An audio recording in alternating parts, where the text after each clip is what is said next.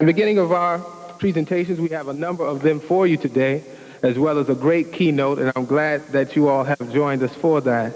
I'd like to introduce to you now a sister that is in the Health Ministry and Human Services Department for the Nation of Islam. She'll be taking us further into the program and giving us what is called the Healthy Minute. Please welcome her to the rostrum, Sister Darlene Muhammad. Please receive her with a warm round of applause.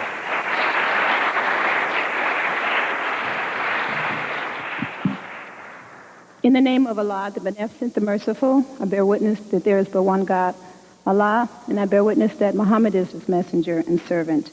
I'd like to greet my beautiful brothers and sisters in the nation's greeting words of peace and paradise. Assalamu alaikum. As the brother said, my name is Sister Darlene Muhammad. I am a member of the Mas Mariam Ministry of Health. And yesterday we had our first regional disaster preparedness conference. Are there any brothers and sisters in the audience who were in attendance at that conference yesterday? All praises due to Allah. This was a conference that we wanted to bring to the community in the trying times that we're living in today, and we know that we are just at the doorstep of the fall of America. We felt it was crucial that we present this type of information to the believing community as well as our family in general. And as a part of the conference, which was an all-day event, we had two individuals, two keynote persons who came before us and brought us this information. What I'd like to do is just briefly tell you about the one presenter. Sister Aurelia Muhammad is our own sister here. She is based out of Las Vegas.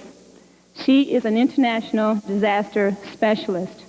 Now, this sister is currently crisscrossing the country, going to various mosques and other businesses and organizations and groups, training presenters to go among the communities to teach disaster preparedness.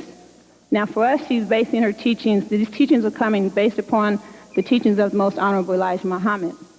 And this sister brought information that was very crucial, and we thank those who were able to come out and made the sacrifice to come and attend this conference, and we hope, Allah willing, that you will take this information back to your home and your communities for those who were unable to attend, and share this with them and prepare them for the days ahead, these dark and trying days ahead. So what I'd like to do is just have Sister Aurelia just take a moment and stand up and let us thank her, those of us who are in attendance, but we really appreciate her coming out, and we thank Allah for the sister and her willingness to provide us with this information.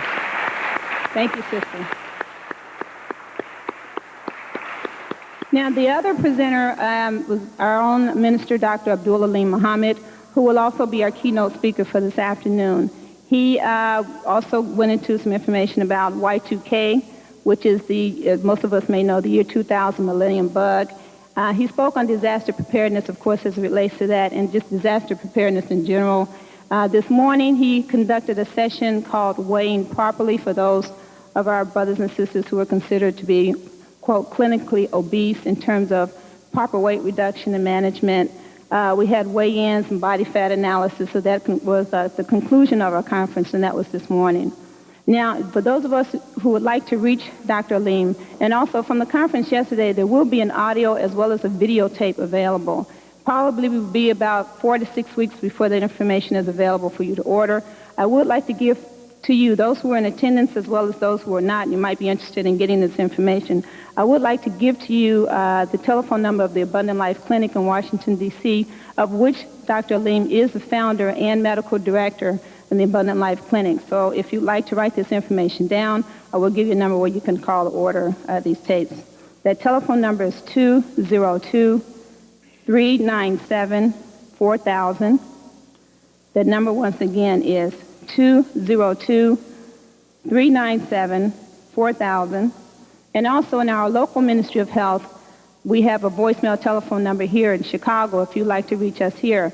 Here at Mas Mariam, Sister Patrice Muhammad is not only our local Minister of Health, she is also our regional, what we call our Central Region Minister of Health, and you can reach her or any other members of the Ministry of Health here in Chicago at the following number. That number is 773-723-7120. That number once again, 773-723-7120. And also on behalf of Sister Patrice Muhammad and the members of the Ministry of Health, this sister worked so hard to put this conference together. I'd like for her to take a stand. She lost her voice on Friday and she was unable to come before us even today.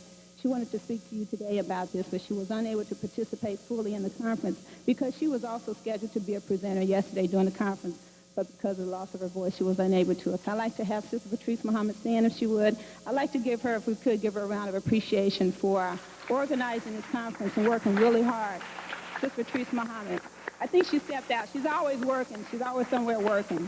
So I thank you for your time and for listening, and I pray that Allah will continue to bless us all with good health, both spiritually and physically. Assalamu alaikum. Can we give Sister Darlene one more round of applause, please?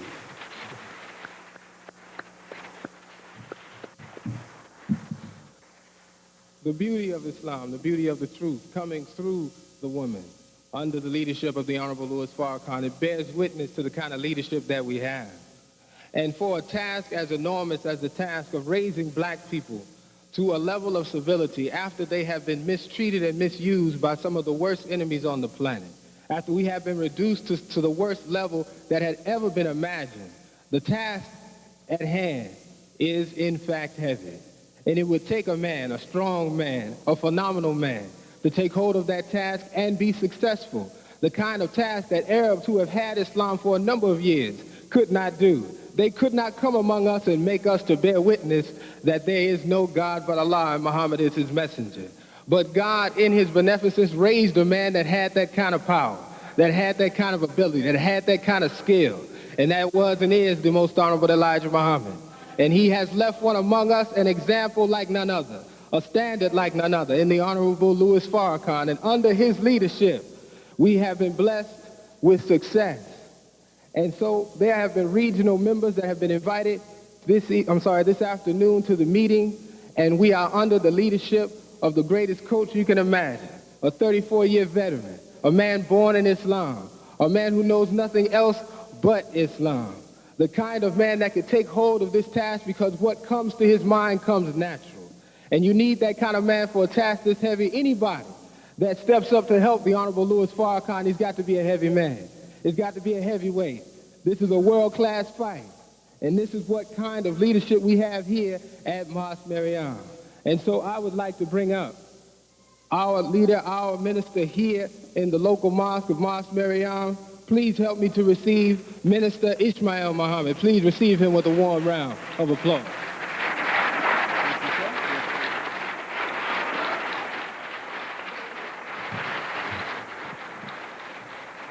In the name of Allah, the Beneficent, the Merciful, we give him praise and we thank him for his many blessings and gifts to the human family. I thank him for his divine intervention in our affairs in the person of Master Farad Muhammad and for his raising up from among us a divine leader, teacher, and guide in the personage of the most honorable Elijah Muhammad. And I'm eternally grateful to both of these men for preparing one for us today in the Honorable Minister Louis Farrakhan. I greet all of you, my dear family, brothers and sisters, visitors and guests. In the greeting words of peace, we say it in the Arabic language, Assalamu alaikum. Brothers and sisters, we are very, very honored by your presence this afternoon, and we're very, very pleased to have with us one of the outstanding students of the Honorable Elijah Muhammad and a very, very wonderful brother and friend of the black nation and a friend of the Honorable Minister Louis Farrakhan and our national spokesman. And he also leads and directs under the leadership of the Honorable Minister Louis Farrakhan our Ministry of Health and Human Services of the Nation of Islam. Minister and Dr. Alim Muhammad is our featured and keynote speaker for this afternoon. Before we bring him on, we had a wonderful weekend full of activities. And I'm sure that we have still brothers and sisters with us this afternoon who traveled here from different cities. I see some of our sisters from Cleveland, Ohio, and others from Indianapolis, from the Midwestern region. But yesterday, we had a Central Regional conference at Salam Restaurant. Here at Mas Mariam, we had our conference on health that addressed weight loss and our war on obesity.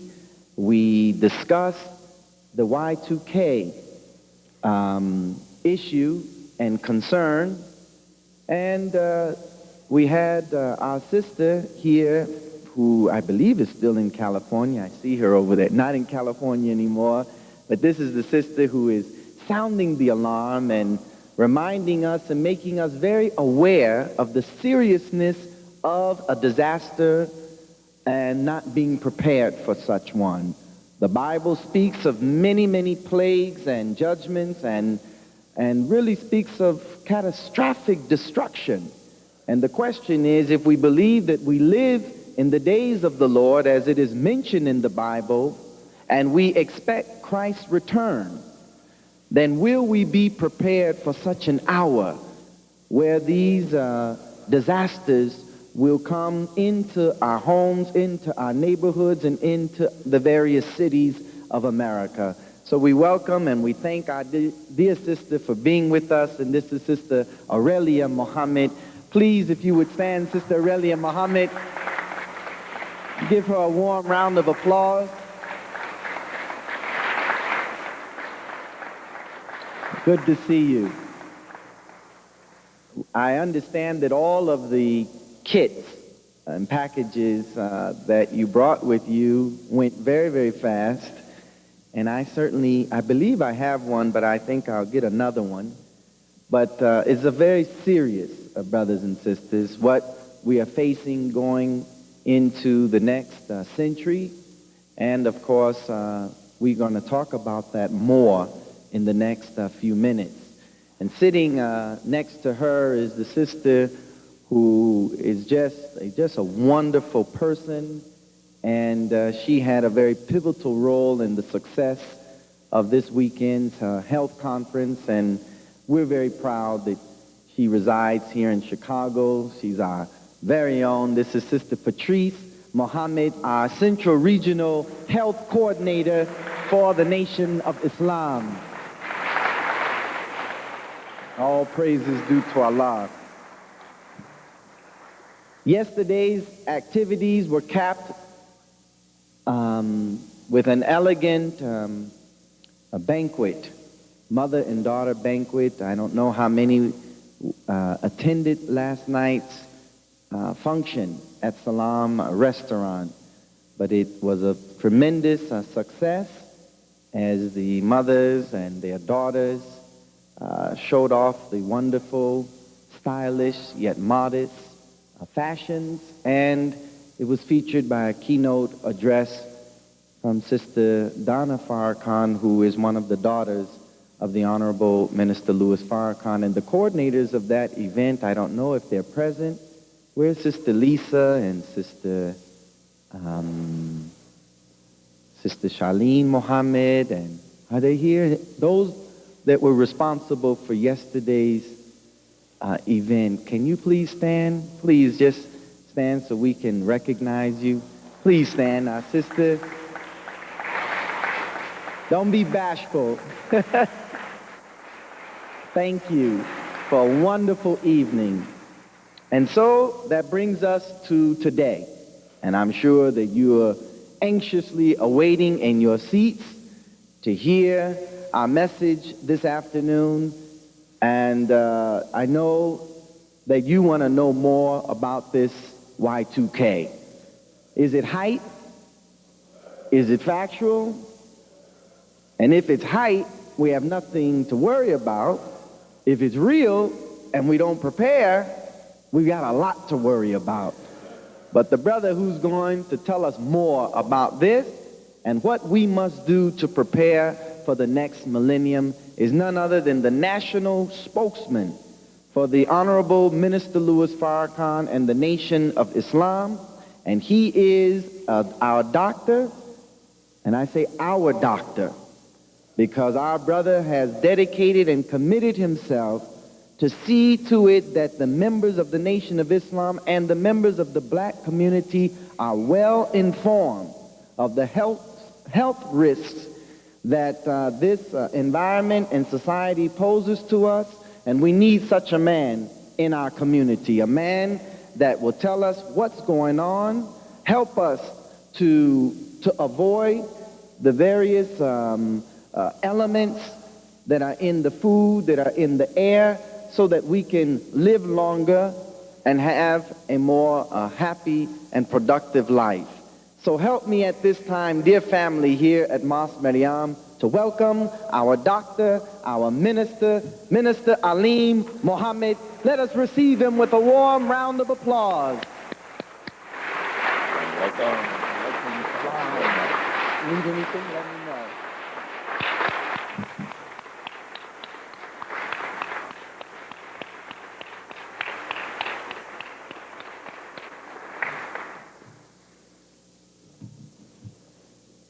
In the name of Allah, the Beneficent, the Merciful, the All-Wise, the True, and the Living God, the God who is the Master of time, who brings into existence that which has existence on the basis of time, and using the same principle and dimension of time, he takes things out of existence. We thank Allah for coming in person to look after our affairs and to provide us with a way out of that which time would bring about, called the judgment. And that way out, that doorway of escape into a new world, into a new life, is our brother, the Honorable Elijah Muhammad, and our big brother, the Honorable Louis Farrakhan. So it is in both their names, and in fact in the names of righteous men and women everywhere, among every nation, that we offer to you this afternoon the greeting words of peace. We say it in the Arabic, Assalamu alaikum. And how are all of you this afternoon?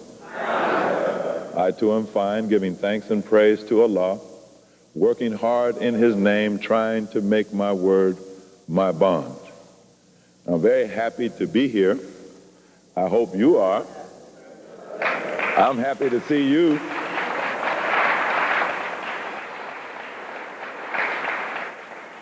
I'm glad that you took time from your busy schedules to be with us this afternoon. And my prayer to Allah is that it be not a waste of your time, that we have that to say which you will consider in your own judgment to be valuable and useful. God knows what needs to be said to a person like you.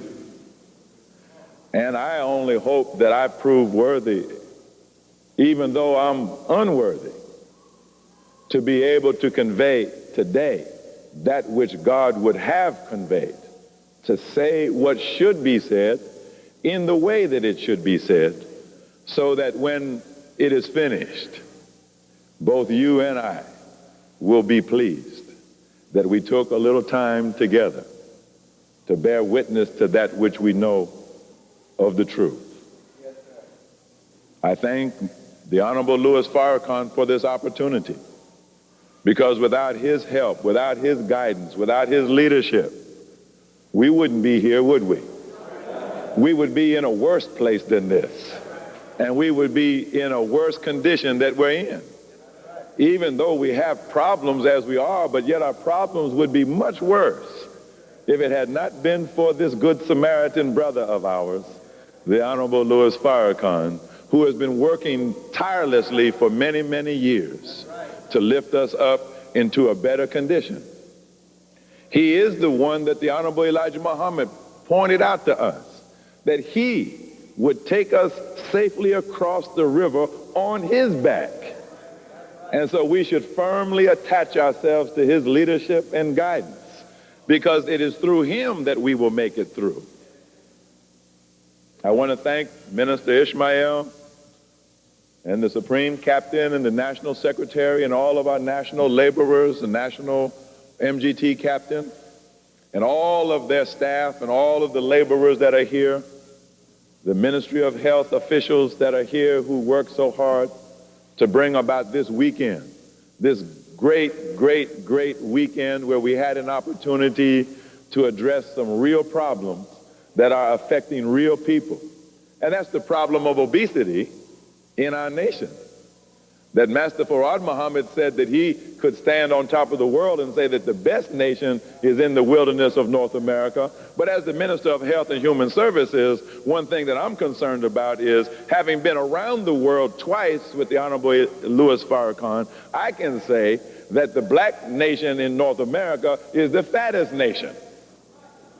And we need to change that. That's a distinction that we don't need to have. So we had the opportunity to deal with that subject, and hopefully that tape will be made available and distributed far and wide, because we need to slim down. And as Minister Ishmael has already acknowledged, we had a great and wonderful disaster preparedness seminar that was just a little introduction into what it means to be prepared.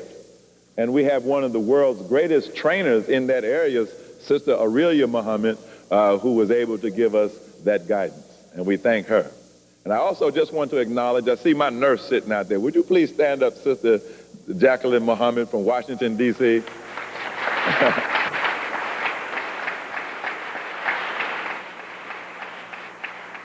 You know, a doctor's not much without a good nurse. So I'm so glad that I had the opportunity to travel with her. And she represents the staff of the Abundant Life Clinic in Washington, D.C. And they really are a staff, because I lean on them, you know, and they never have failed me. And I pray that Allah will bless them abundantly for all that they have done to help me to do the job that I have to do. Now, let's get into our work. I'm the reluctant preacher this afternoon. I'm the reluctant preacher because in my heart, I know that we are past the time for just mere preaching. We shouldn't say just mere preaching, because preaching is a very great thing. But we need more than preaching. We need to act on that which has already been preached. So that's where I'm at. So if it sounds like I'm preaching this afternoon, I'm not really preaching. I'm trying to get us into a mode of activity that will allow us to receive the benefit of what we have heard for going on 69 years, going on 70 years under the leadership of the Honorable Elijah Muhammad and the Honorable Louis Farrakhan. But even though we have listened to the best preaching that has ever been given to any nation at any time in the history of the world, yet I wonder if we have fully absorbed the meaning of what has been preached to us, and how much of it have we carried into practice. So, brother, if you don't mind, can you pull this blackboard up here? Because we're going to put a few things on the board. Our subject, can you just bring it back just a little bit? Just maybe, yeah, that's fine. Thank you. Our subject is entitled, The End of Time.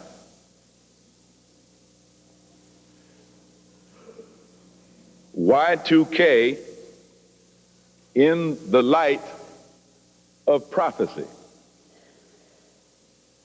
Y2K, that means the year 2000, and is referred to as the millennium bug. And while we go through this subject, we're going to find out what kind of bug you are. There's a fable, I think one of Aesop's fables, about the ant and the grasshopper.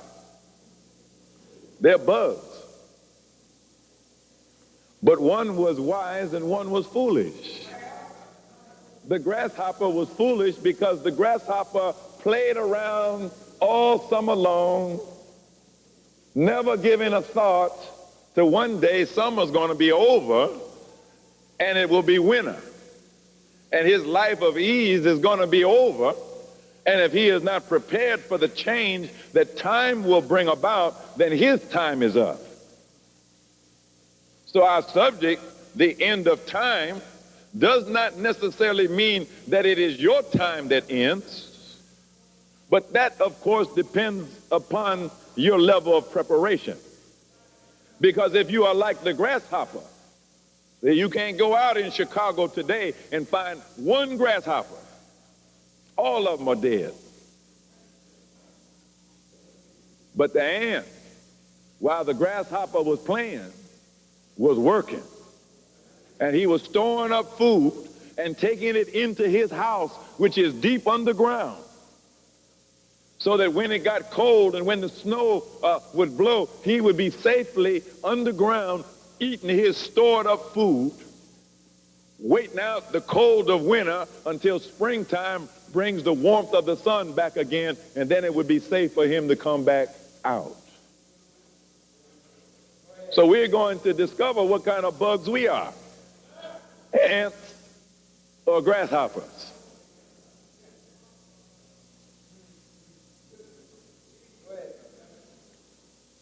This disaster that is called Y2K is like an appointment with destiny. You know, when you have an appointment, that is a definite time.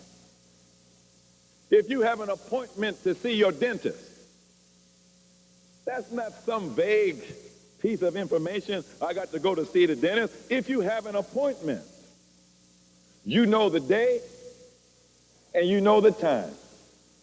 And if you show up ahead of time, you can't be seen. If you come too late, you can't be seen. You can't be helped.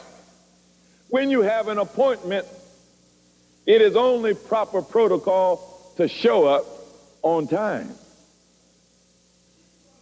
We have a habit as a people of showing up late for appointments.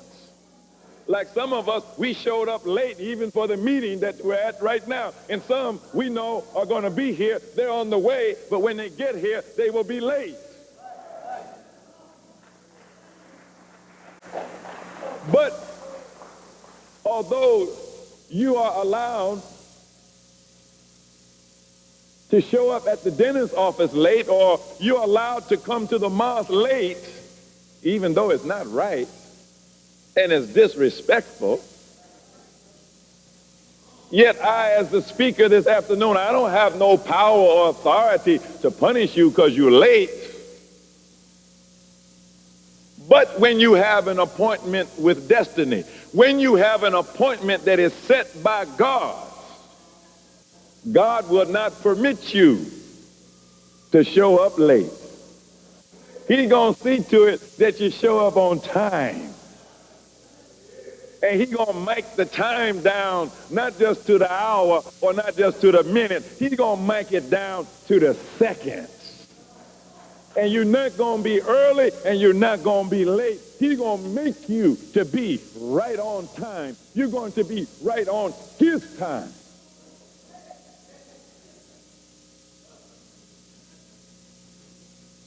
So 383 days from today, the world has an appointment with destiny that has been set by God himself and announced through the generations by God's appointment secretaries, otherwise known as prophets.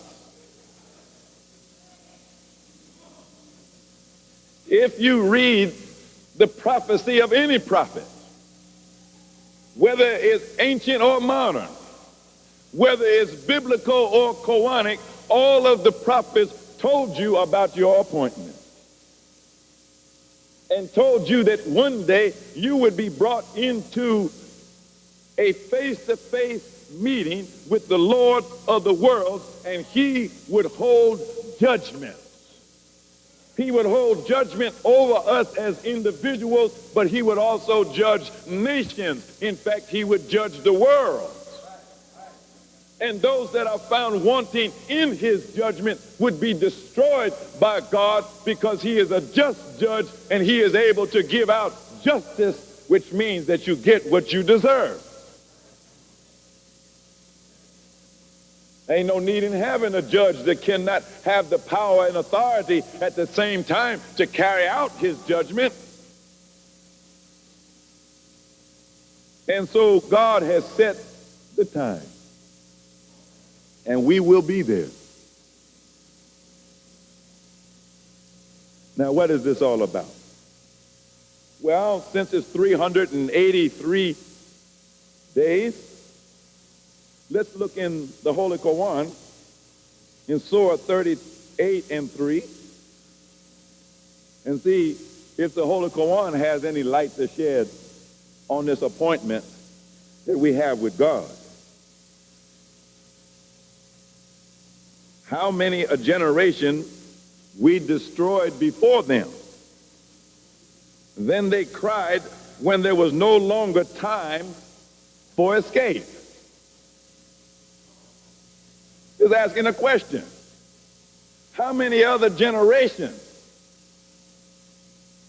did we give an appointment to? And then they had to cry out in distress because they ran out of time, and they did not act when they had the time to act, but they waited until it was too late and they could not be saved. And so in the distress of Allah's judgment, they cry out.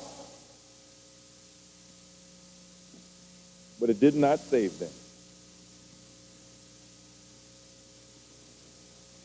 Let me look in the Bible, if that's okay, and see what light the Bible's prophecy might be able to shed on what we're talking about here. If we look in the book of Revelation, in chapter 10, it says, "And I saw another mighty angel come down from heaven, clothed with a cloud, and a rainbow was on his head. And his face was as it were the sun, and his feet as pillars of fire. And he had in his hand a little book open. And he set his right foot upon the sea and his left foot on the earth." And let me skip a verse or two. "And the angel which I saw stand upon the sea and upon the earth lifted up his hand to heaven and swear by him that liveth forever and ever, who created heaven and the things that therein are, and the earth and the things that therein are, and the sea and the things which are therein, that there should be time no longer." An angel with one foot on the land and one foot on the water declares an end to time in the name of the everlasting God.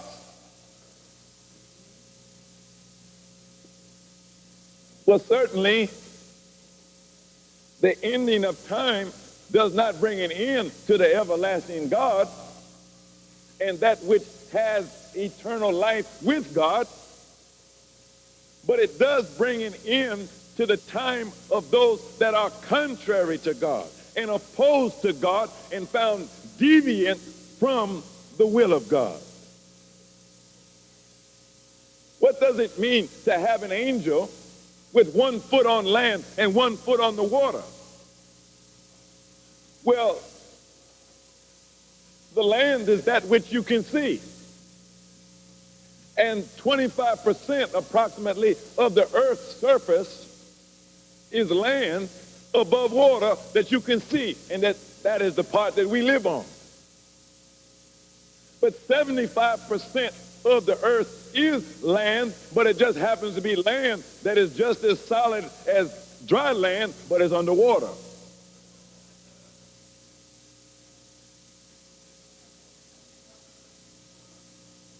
This represents aspects of spiritual wisdom and understanding that come under what we call that which is seen and that which is unseen.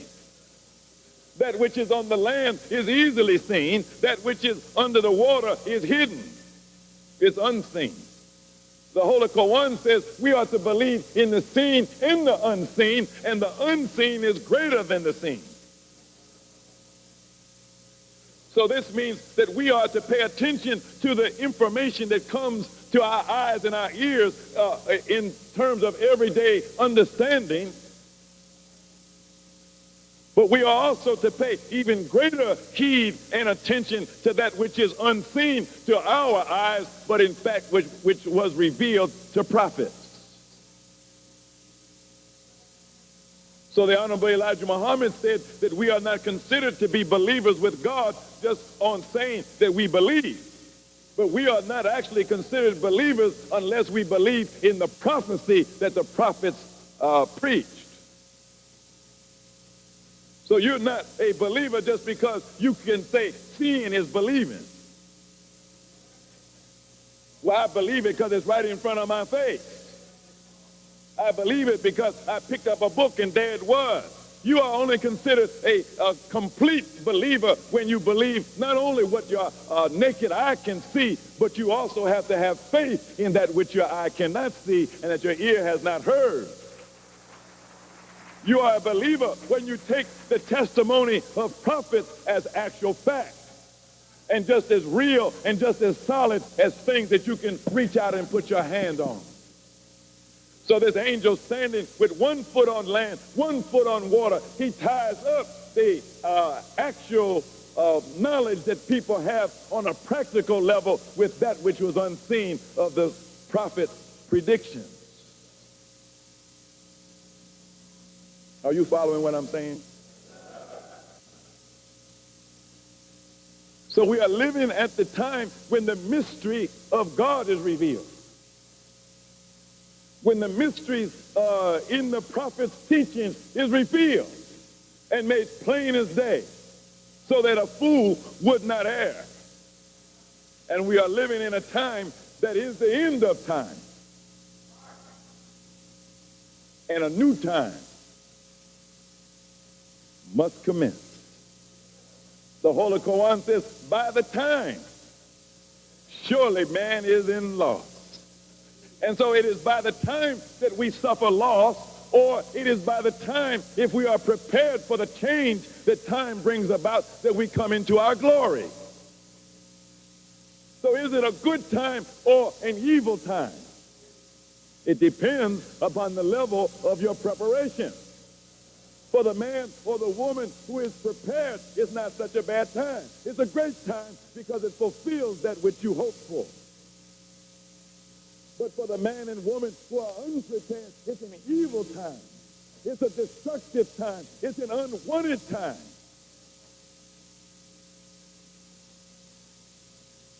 But whether we are ready for the time or not, God, who is the master of time, he's ready. And he says, ready or not, here I come.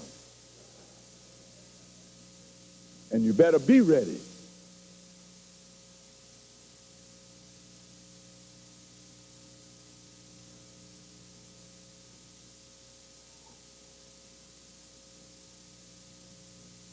The way that I got involved in this, and I'm such a lucky brother.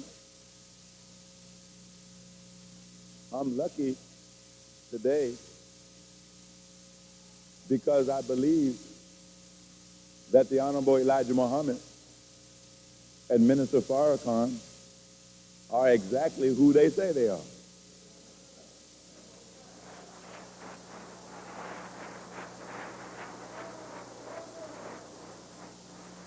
That makes you lucky. You're an unlucky brother or sister if you disbelieve in that. We could say if you disbelieve in that fundamental truth, then you are out of luck. And a disaster is about to befall you. Now, we can't say that we are lucky because we believe in the Honorable Elijah Muhammad and what he taught, and that we believe in the Honorable Louis Farrakhan and what he teaches us, if we are not found carrying into practice that which they taught. If we are sitting down saying that we believe, that we're not a follower of the Honorable Elijah Muhammad. Because he didn't say sit down. He said get up.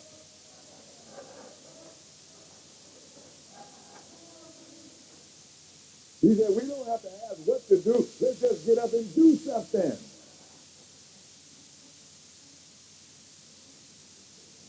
Namely, do something for yourself before you have it to do. Well, we're just about at the point where you have it to do. We have waited that long. Now we're at the you have it to do now, whether you want to or not.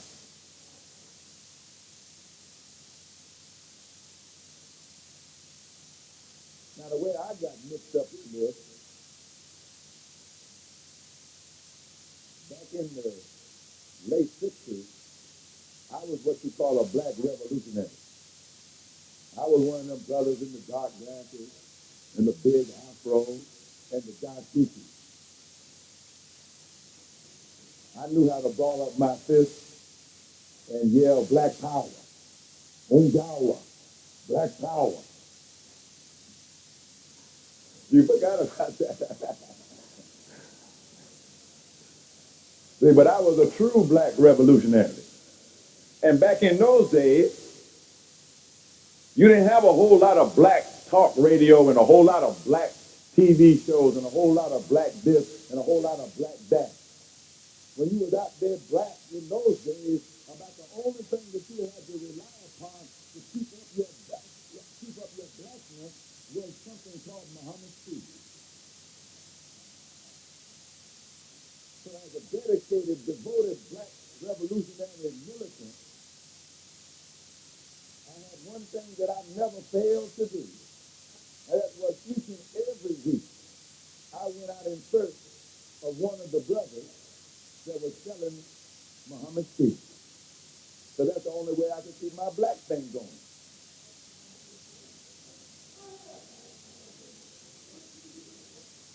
I was sort of like a left-wing socialist revolutionary type. I used to quote a lot of Marx and Engels, coming from the perspective of the Communist Manifesto, trying to stir up a proletariat revolution among the masses.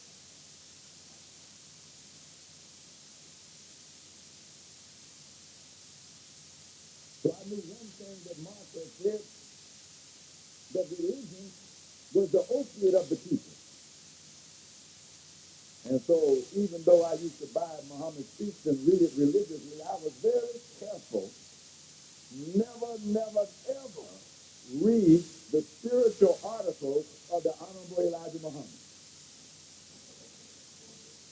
Because you see, I didn't want to be found messing around with no opium. Not that kind of opium. I used the other kind of opium. Matter of fact, my favorite practice when I would get the latest edition of the Muhammad speech was I would get as high as possible. See, because when you get real high like that, then you're on a high spiritual plane and you can really get deep in this stuff.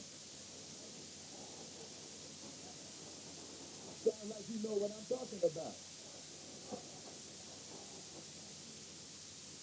So I would get high as a kite and I would be deep into Muhammad's speech. But one night,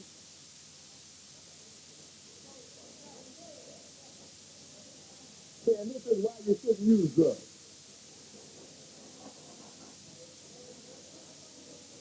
One night I got so high. You know how it is when you get real high.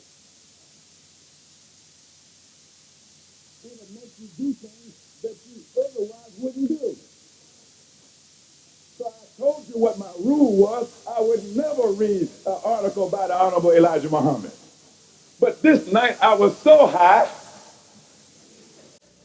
I forgot about what I wasn't supposed to do.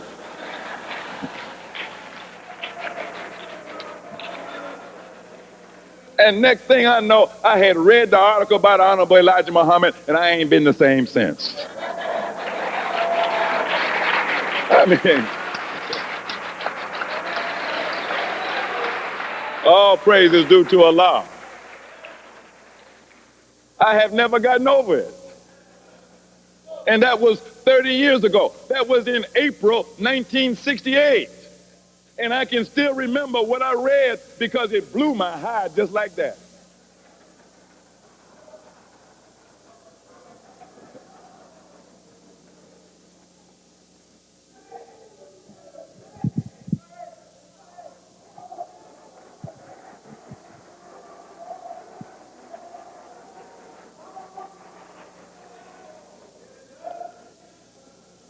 It was an edition of the Muhammad Speaks, I'm sure some of you will remember, entitled Daniel's Vision.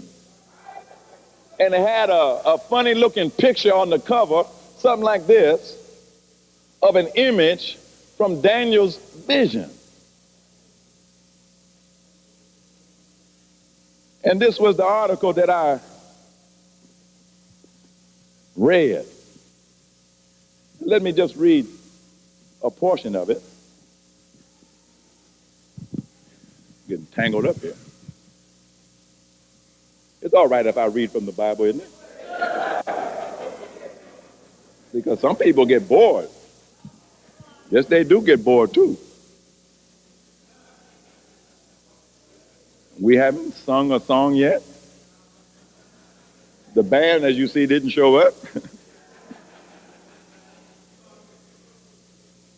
But now this was deep. Because the Honorable Elijah Muhammad gave an interpretation of Daniel's vision that as a revolutionary, I had to bear witness. It was the most revolutionary writing that I had ever read. Compared to the Honorable Elijah Muhammad, Marx was a punk. Compared to the Honorable Elijah Muhammad, Mao Zedong was a punk and didn't know the first thing about revolution. He showed that the vision that was given by God to Daniel through the interpretation of a dream of the king of Babylon was in fact a prophetic vision of the present world order. Now let's look at what this vision was. And see, the thing about it was that Daniel was just like us. He was actually a second-class citizen. He was. He was in prison. He was looked down upon, but yet the king of Babylon had had such a troubling dream, and his own counselors could not give him the interpretation of it. They called Daniel up.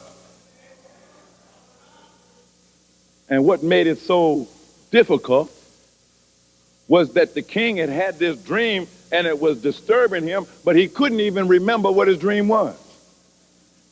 So it wasn't just that Daniel had to interpret the dream. Daniel had to remember the dream for the king. Now that's heavy, isn't it? Get so far up inside a man's mind, tell the man what he dreamed and what it means. So Daniel was something else, wasn't he?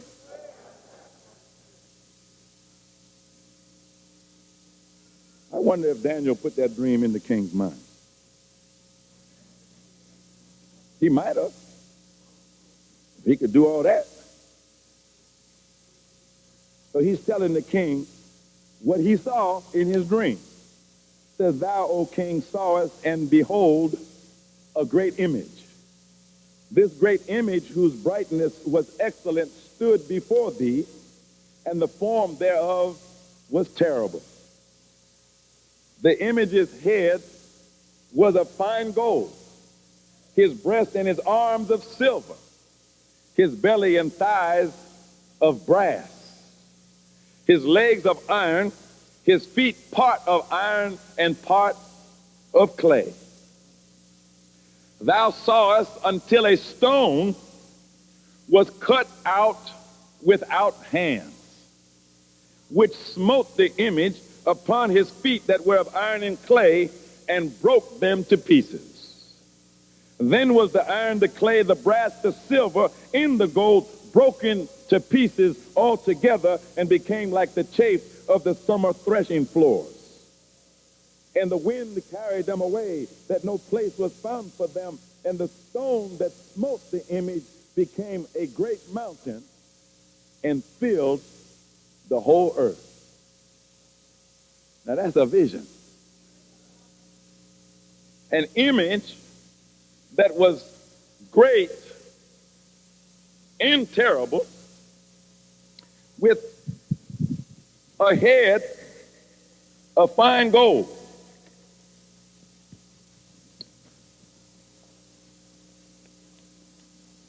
a breast of silver, a waist of brass, and legs and feet of iron and clay. The Honorable Elijah Muhammad said, this is the image of the present world system of rulership. He pointed out that the head of gold represents America, who counts her wealth and power in terms of her strength in gold. And until 1971, America was solidly on the gold standard. He said the breast of silver, that's England. You've heard of the British sterling. Their wealth and power based on silver. And then the brass represents the lesser nations under the sway of America and England, like France and Germany and Italy and Japan. They are powers, but they're lesser powers under the leadership of the great powers. Did you notice how when they wanted to go to war in the Persian Gulf, to throw Saddam Hussein out of Kuwait, even though Kuwait is the 19th province of Iraq, that the British had stolen from Iraq about 70 or 80 years ago? It was England and America that got together a coalition of nations. That when England teamed up with America and said, we're going to war, then she dragged all the other nations into the war, even though they didn't have no quarrel with Iraq. They lead the nations. They control the United Nations. They control the World Bank. They control the IMF. With their wealth in gold and silver, they control the financial markets of the world. And they are resting upon feet and legs of iron and clay. And the Honorable Elijah Muhammad said that the iron and the clay, feet and legs, this is the foundation on which the heavy gold head and the heavy silver chest is resting. And this represents the masses of the people around the world, the masses who are suffering in Africa, the masses in Latin America, in South America. These are the iron and the clay, the common masses, the common people, the poor, the oppressed, the downtrodden, the enslaved. And all over the world, they have been exploited by England and exploited by America. When you see the king or the queen of England sitting on their mighty throne with a crown encrusted with jewels, which one of those rubies came from England? Which emerald came from England?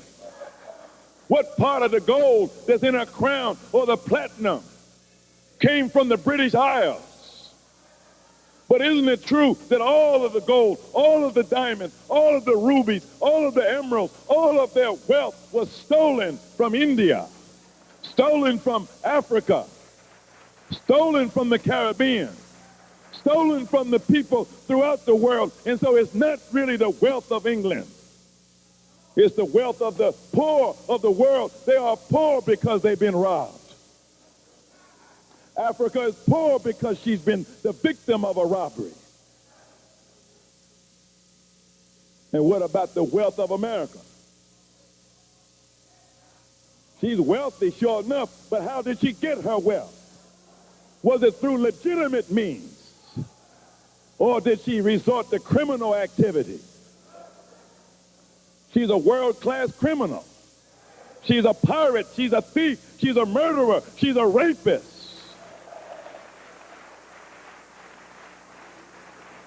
Even the land that she calls her own land, it's not her land. She stole it from another people and destroyed them in the process. And she built up her wealth in gold using the labor of the black slave that she brought from Africa and reduced down to a beast of burden.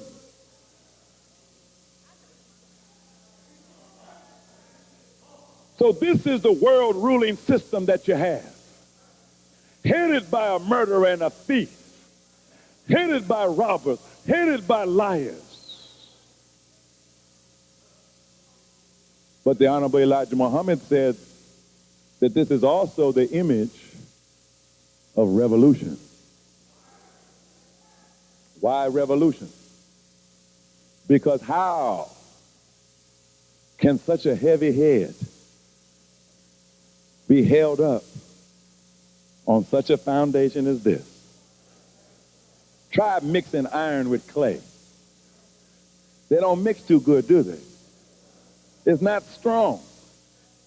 In and of itself, iron is strong. In and of itself, clay is strong. But when you try to mix the two of them together, that's weakness. And so Africa is straining today under the weight of this heavy head.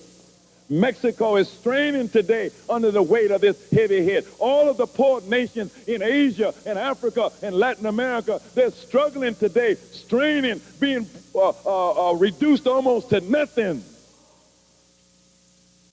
All of the gold, all of the diamonds, all of the rubies, all of the emeralds, all of their wealth was stolen from India, stolen from Africa, stolen from the Caribbean, stolen from the people throughout the world. And so it's not really the wealth of England.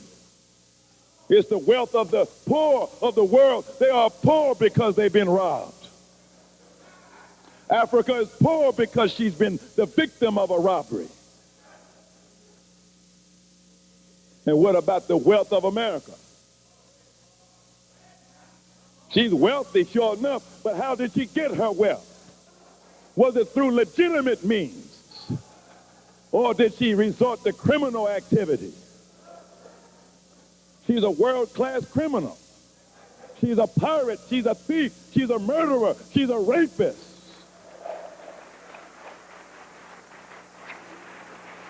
Even the land that she calls her own land, it's not her land. She stole it from another people and destroyed them in the process. And she built up her wealth in gold using the labor of the black slave that she brought from Africa and reduced down to a beast of burden.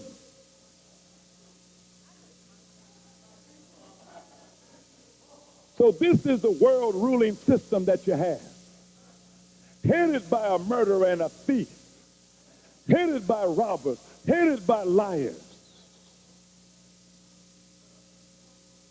But the Honorable Elijah Muhammad said that this is also the image of revolution. Why revolution? Because how can such a heavy head be held up on such a foundation as this? Try mixing iron with clay. They don't mix too good, do they? It's not strong. In and of itself, iron is strong. In and of itself, clay is strong. But when you try to mix the two of them together, that's weakness. And so Africa is straining today under the weight of this heavy head. Mexico is straining today under the weight of this heavy head. All of the poor nations in Asia and Africa and Latin America, they're struggling today, straining, being reduced almost to nothing, trying to uphold the IMF, trying to uphold the World Bank, pay back the international bankers of England and America, destroying their own lives, destroying their education and their healthcare system, not able to develop themselves because the wealth of Africa is not left alone for the development of Africa, but the wealth of Africa is going to support America and England. And so there's worldwide dissatisfaction at this system.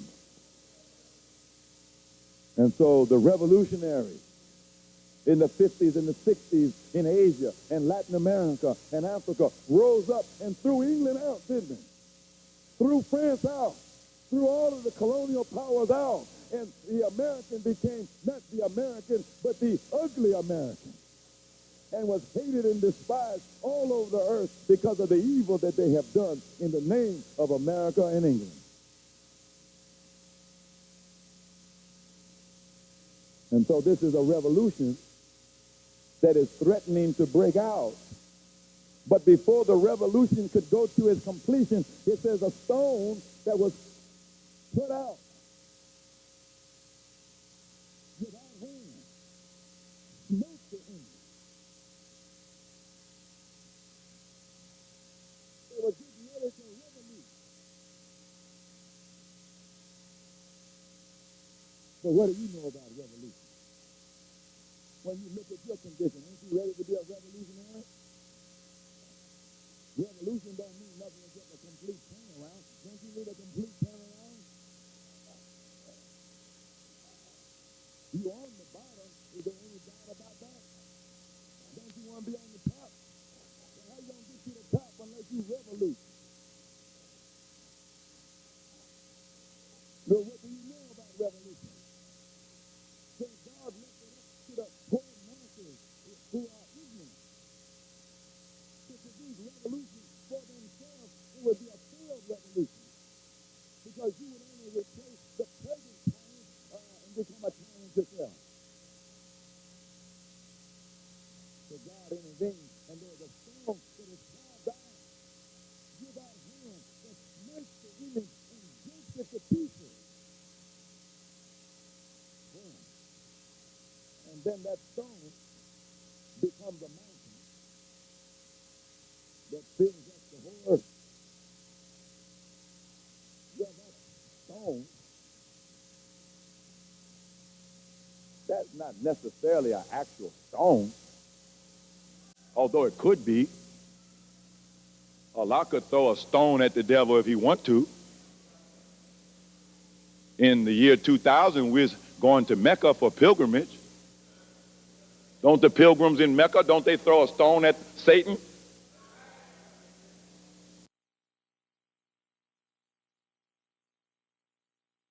But the stone probably also has a spiritual significance. Because the Bible talks about a stone that would be in the world, and if you stumble on that stone and fall on it, it would break you. And if that stone, on the other hand, fell on you, it would crush you into powder. There's a connection in that with the coming of one whose title is called Christ. Because Christ means crusher. So we are those who have come into the knowledge of just who this Christ is, who this Mahdi is, who comes into the world with a truth that is able to crush the falsehood of the world. So this stone that is hurled at the image, it fits what is in the Holy Quran concerning truth, where it says, nay, we hurl truth at falsehood, till we make truth knock falsehood's brains out. And so the Nation of Islam is known for that. What is the nation of Islam if it's not a stone that is being hurled by gods at a wicked world? And what weapon do we have besides truth and our unity? But have you noticed that when the truth that Minister Farrakhan represents, when that of America, when it hits the American people, what mine was gets blown to pieces.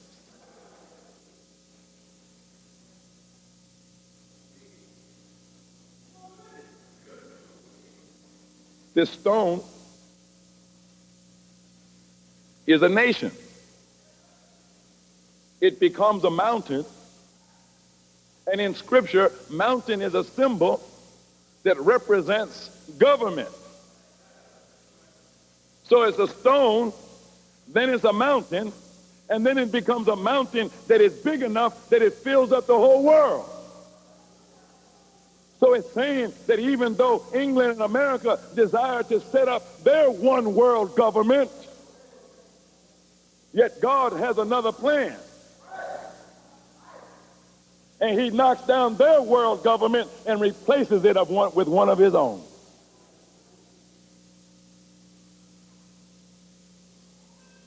Did you see that movie they had out? It was about a stone. I don't know if you saw it. What was that stone that dropped into the middle of the Atlantic Ocean? Deep Impact. Wasn't that a stone?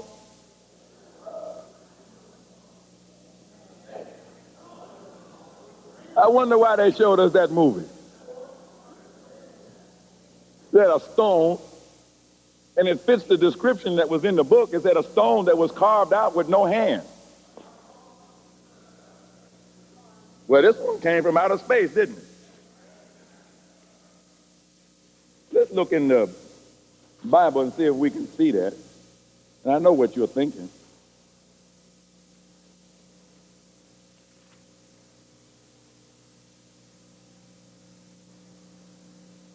Yeah, here it is. I know you're thinking, what does this have to do with Y2K?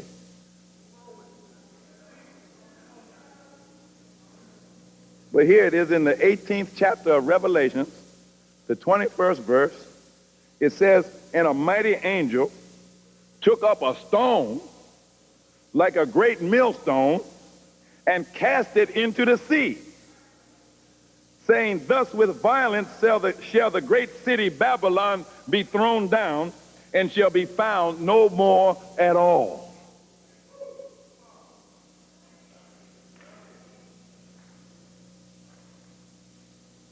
See, for those of you who didn't see the movie, the astronomers were studying the heavens like they always do. And they looked up and they saw a star, but it wasn't a star. It was a comet. And it was headed right for the earth. And so the president, they had a black president,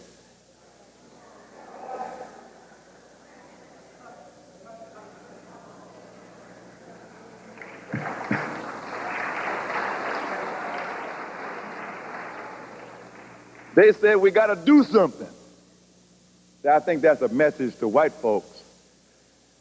That if you ever elect a black president, then this is what's going to happen to you.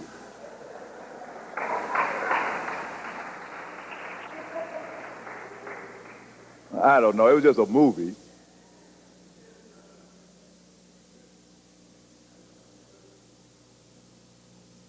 So they sent a rocket ship up there. They said they were going to try to blow this comet up because if it hit the earth, it would be a great disaster. Have you ever looked up the word disaster? I know Sister Aurelia has. She's the reason why I had to go look it up. Because I wanted to know what I was talking about. Disaster. It has two parts to it.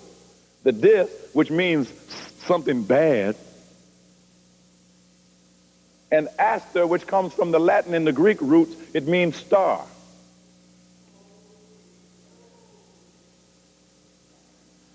So a disaster, the first definition in Webster's dictionary is the evil aspect of a planet or a star. Then the second definition is a catastrophe, a cataclysm, as in a violent act of nature, that which disrupts the normal functioning of society and that threatens great loss of life and property. Go look it up. So anyhow, in this movie, they saw an evil aspect of a planet or a star, and it was headed right for Earth. And so they declared a disaster. An evil star is on the way, and it's going to hit the Earth. And then it came because they weren't able to blow it up. And it struck in the middle of the Atlantic Ocean, just like Revelation said. Dropped it right down in the middle of the sea, and it was moving at 25,000 miles per hour when it struck down, and it raised up a tidal wave that was 30 feet high, and it rushed to the land, destroying New York City and all of the cities along the coast of America, and the people was running, trying to get out of the way. And of course, the heroes in the movie, they outran the tidal wave.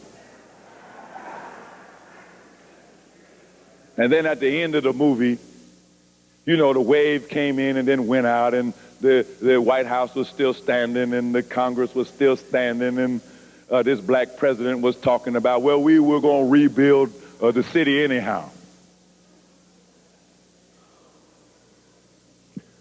So then I was watching TV one night, and they were talking about this movie, but what they did, they interviewed some real scientists, some real astrophysicists. And they asked these scientists, they said, well, now this movie, Deep Impact, portrayed an object coming from outer space striking the Earth. Is something like that possible?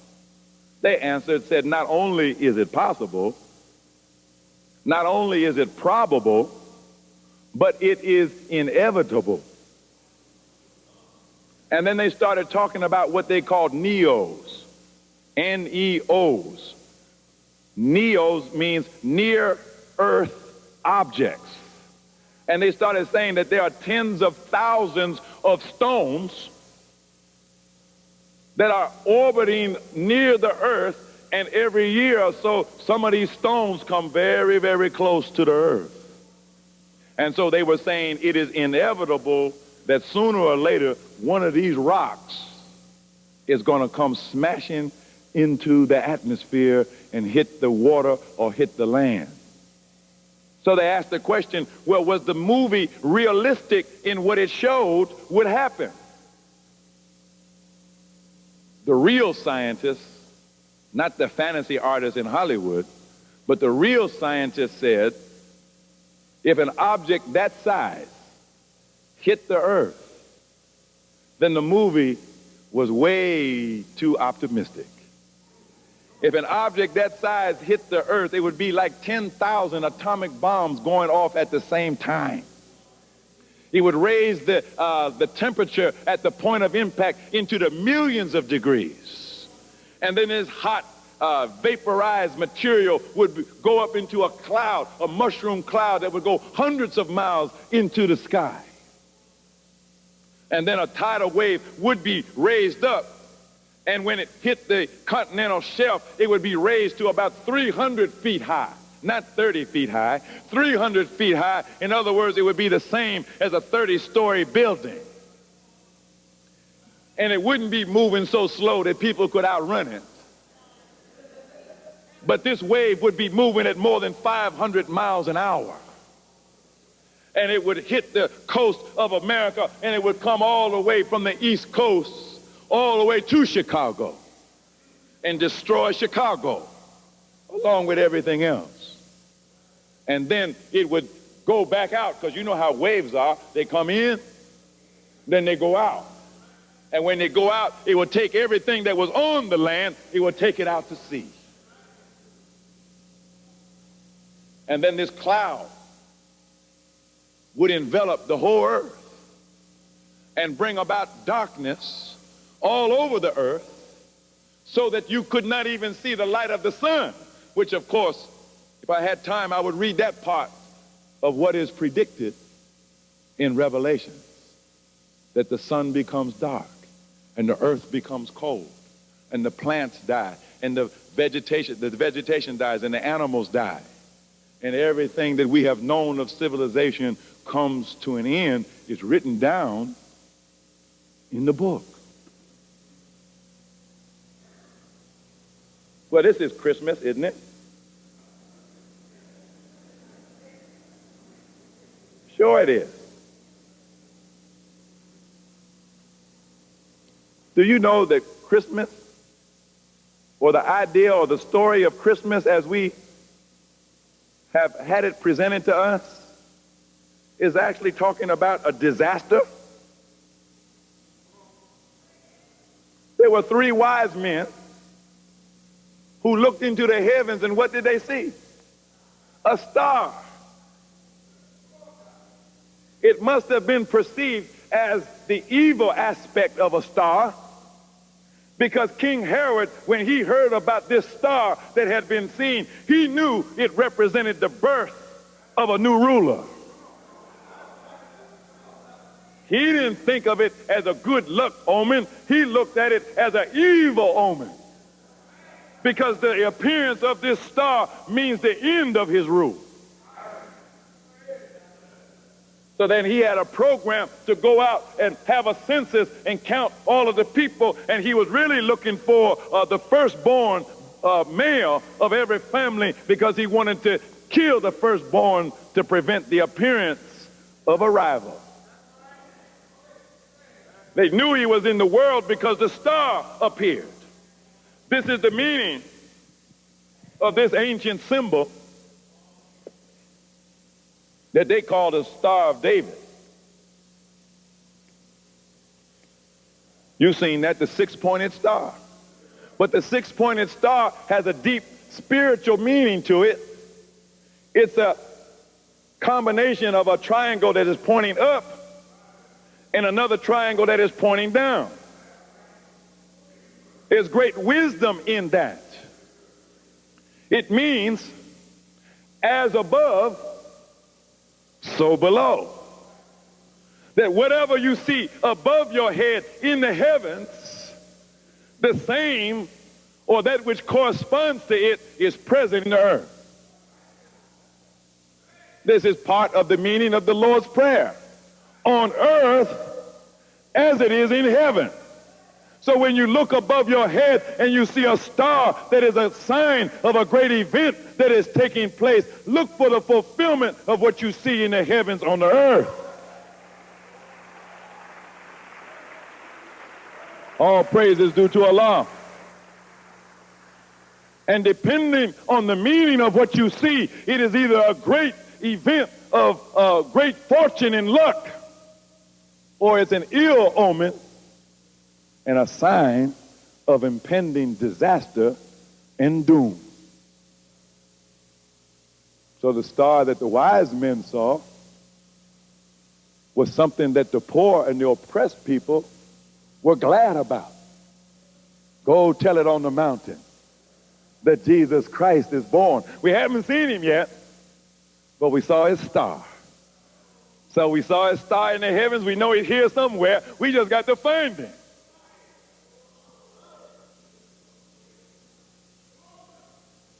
So let's take a look at something else here. We're just trying to put our subject together. See, what time is it, really? And what do the heavens reveal so that we know what to expect on the earth?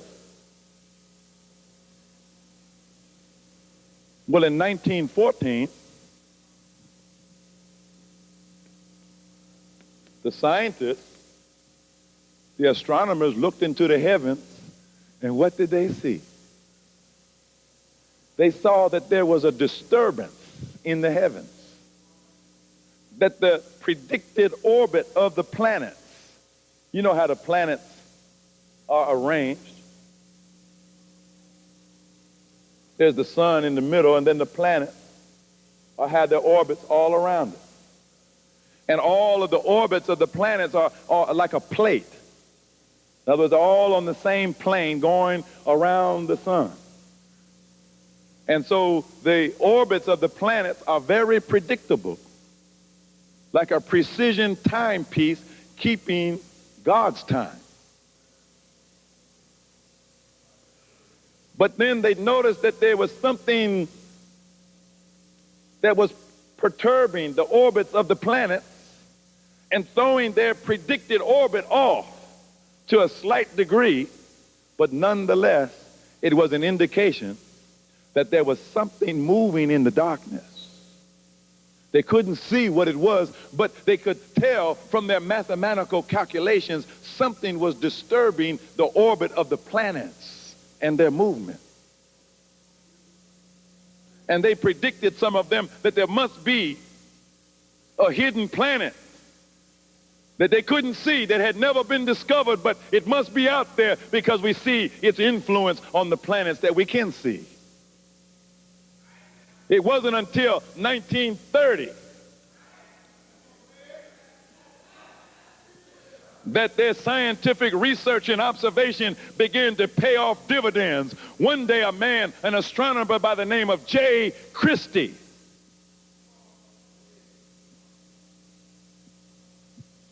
he pointed his telescope in a certain direction, and there it was. The reason they had missed it before was because they were looking for the new planet on the plane of the other planets. You know, all the other planets are named for these different gods. Mercury is a god. Jupiter is a god. Mars is a god. Saturn is a god.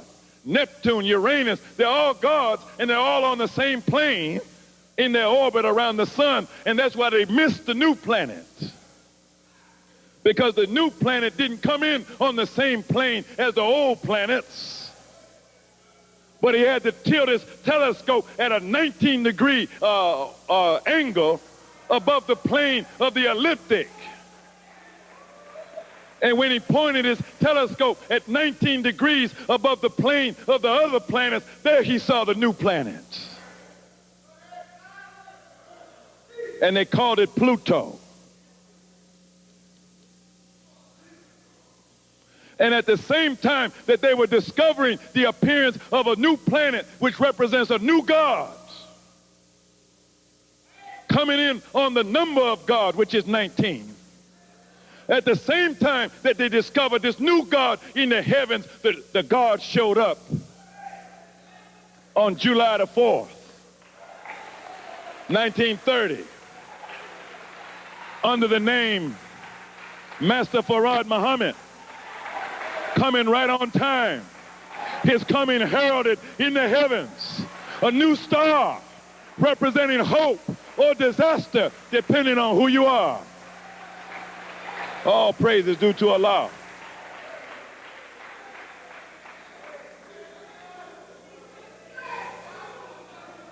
All praise is due to Allah. So that's all the Nation of Islam has been doing all these years. Go tell it on the mountain that Jesus Christ is born. And he wasn't born in a mansion on the hilltop. He came to birth in a manger.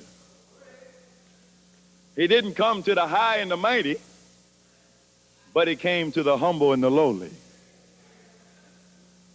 But what did he come for? He came to bring judgment. He doesn't come as some dependent judge. See, look at Clinton. He's in trouble. Why is he in trouble? Thought he's supposed to be the president of the United States. Well, they say he is the president of the United States, but no man is above the law. So they're saying, even though you are the president of the United States, we're going to bring you down. And there's people in the Congress, in the Supreme Court, even though he's the president, they got the power to bring him down. But this God who comes and makes his appearance known in 1930, he ain't like that kind of ruler. There ain't nobody that can bring him down. He's an independent God. He don't rely on none of the powers of this world to sustain his power. He's independent. He's sovereign. So he says, I came to North America by myself.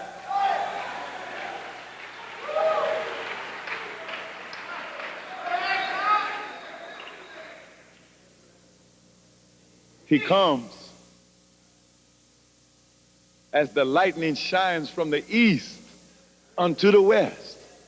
So shall the coming of the Son of Man be. Wheresoever the eagles are gathered together, there also is the carcass. So this Son of Man, this is God himself. He comes out of the east looking for eagles and carcasses. The eagle being the symbol of mighty America. And he's about to clip the eagle's wings. And he's looking for the carcass, which has been the prey of America. The ones that she has destroyed, the ones that she has devoured, they are laying in the dust of the earth like a carcass. And he's coming to prove his power by giving life to the dead.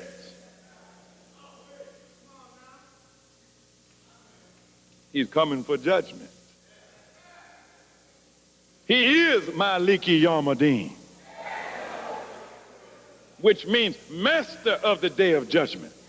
So the Honorable Elijah Muhammad says that when you are the master, then you don't have to come under nobody's rule. He is the master of time. He comes when he wants to come. He don't have to execute the judgment right on time. Some would say that the time of this world was up in 1914. That was the limit of 6,000 years that was given to this world to rule. But he don't have to come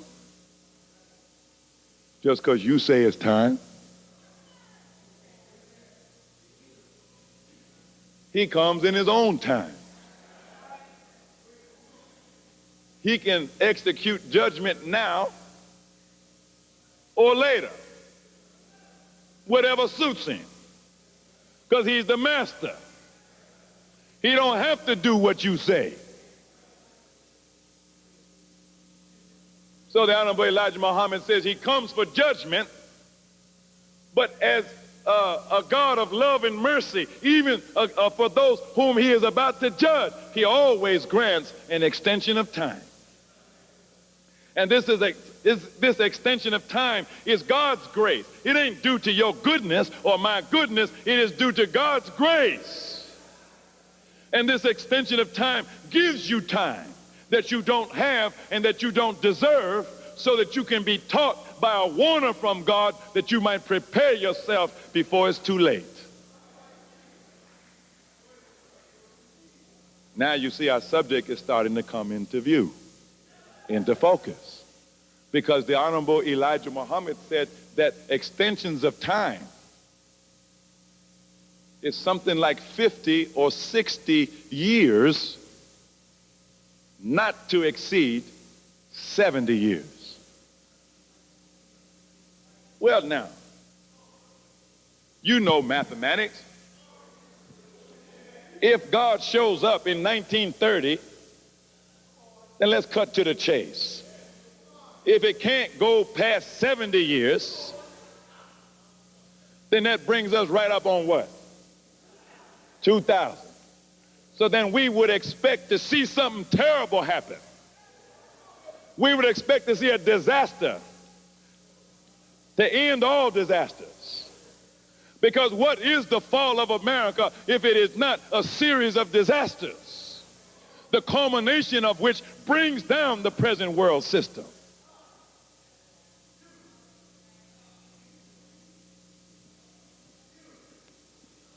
Well, we already see a series of disasters. We ain't got to speculate about that.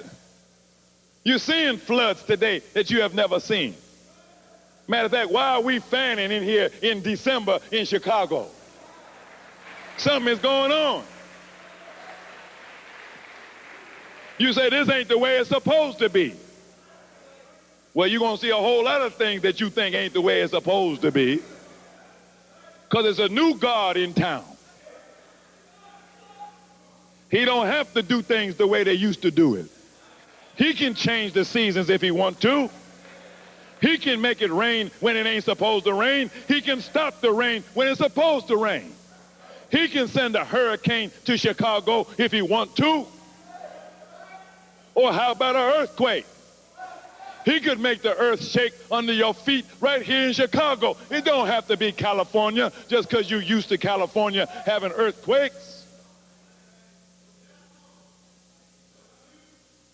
It's a series of disasters that are already overtaking America as we head for the year 2000.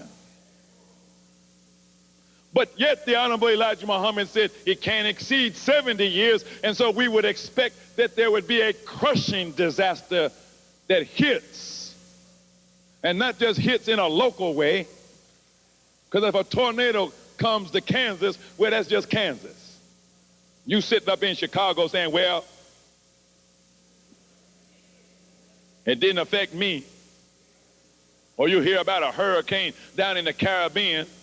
Say, well, that's too bad for those people, but it didn't touch me. Famine in Africa. It didn't touch me. War breaking out all over the planet.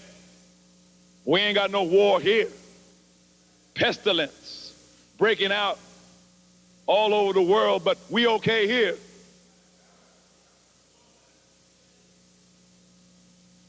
So God got to show you who's in charge. What did the angel say? With one hand, put one foot on the water and one foot on the land. He announced that the time that you have known, you shall know no more. Look at this. Here's what happens when this computerized world reaches. See, it's just simple mathematics. See, 12, 31, 99, that's December the 31st, 1999, plus 1 equals 0.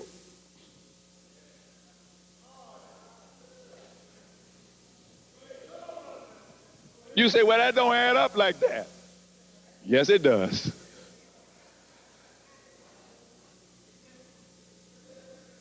As far as the computers that run your world are concerned, that adds up. Because 1 second after midnight,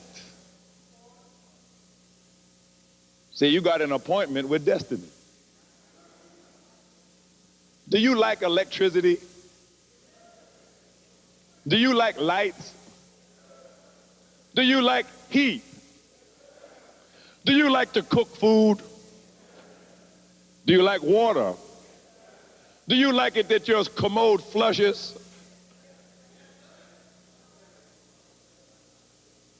You like your telephone, don't you? You like your job. Even though you complain all the time, yeah, you're glad you got it. And no matter how much they mistreat you, you haven't quit yet, have you?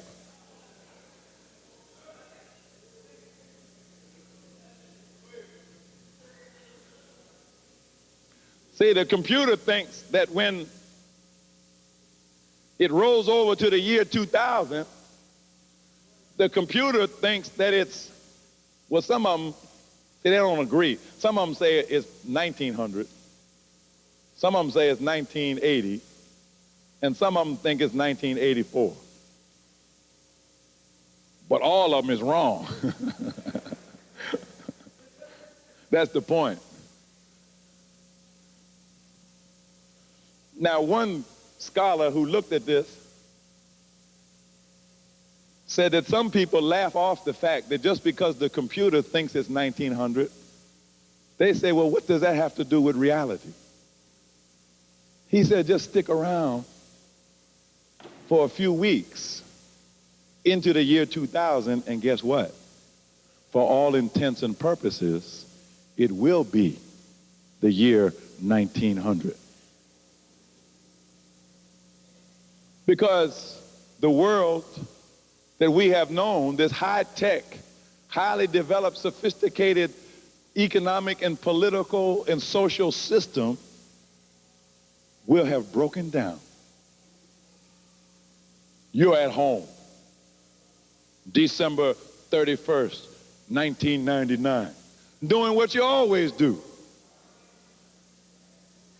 Got the black-eyed peas on the stove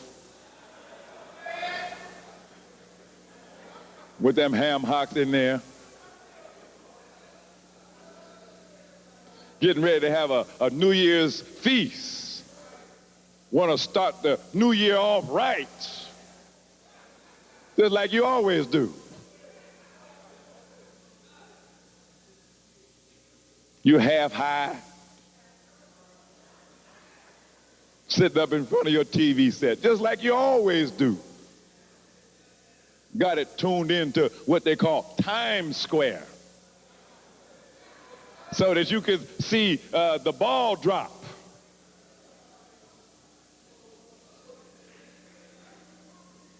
But right after the ball drops, your TV set goes black.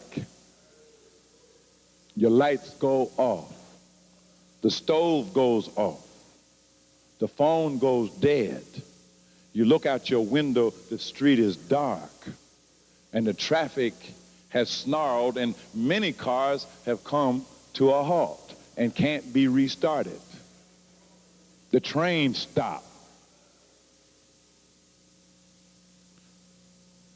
You say, well, I think maybe I had a little bit too much to drink. Let me go sleep this off. But when you get up the next morning, your house is cold. The furnace won't come on. The lights won't come on. You go to brush your teeth, there ain't no water. You use the toilet, it won't flush.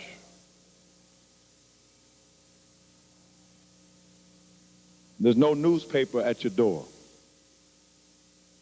You go down to the supermarket to get something to eat, and everything is closed. Ain't nobody in the supermarket. It's dark inside.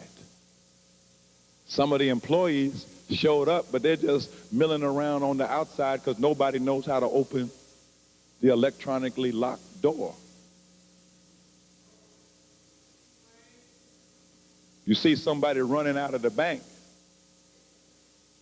that mysteriously is open on a Saturday, because January the 1st, year 2000, is a Saturday. And the bank is supposed to be closed, but the computer thinks that January the 1st, 1900, that's a Monday. And so the computer that controls the bank vault opened the bank vault, opened the bank up to the public, and somebody ran in there and grabbed the money and is running.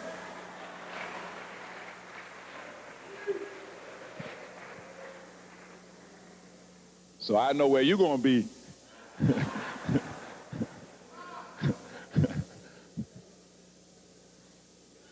See, there's a big difference between a Saturday and a Monday. Maybe that's why the scripture said, pray that your flight be not on the Sabbath. But wait a minute, isn't Saturday the Sabbath that was given to the Jews? So this thing is coming on somebody's Sabbath. Then the other prophecy said, pray that your flight be not in winter. And January the 1st is definitely in the wintertime.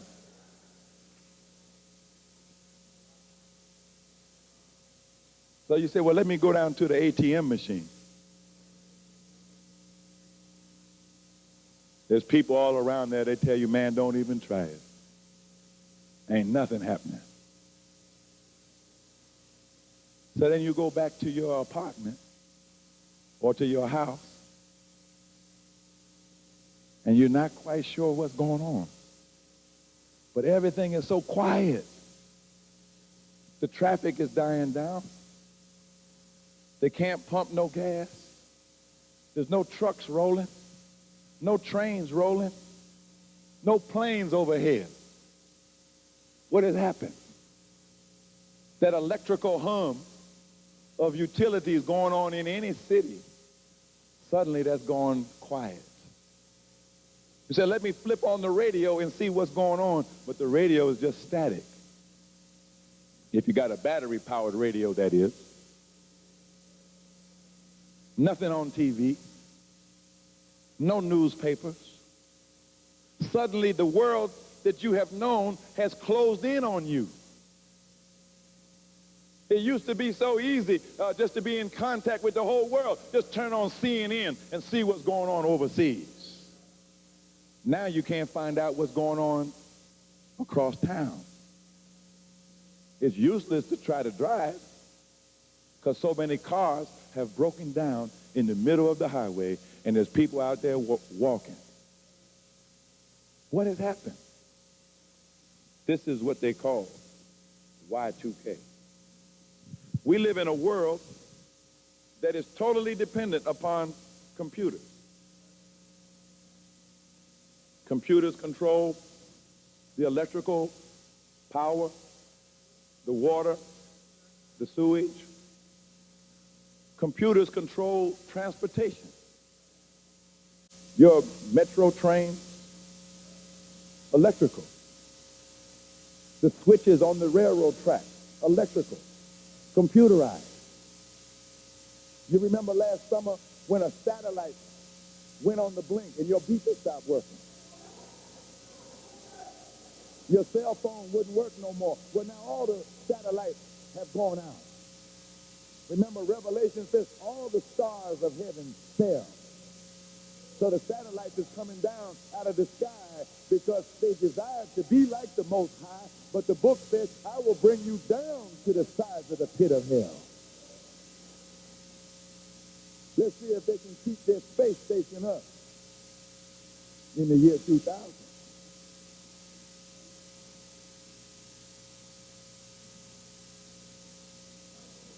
You're getting hungry now.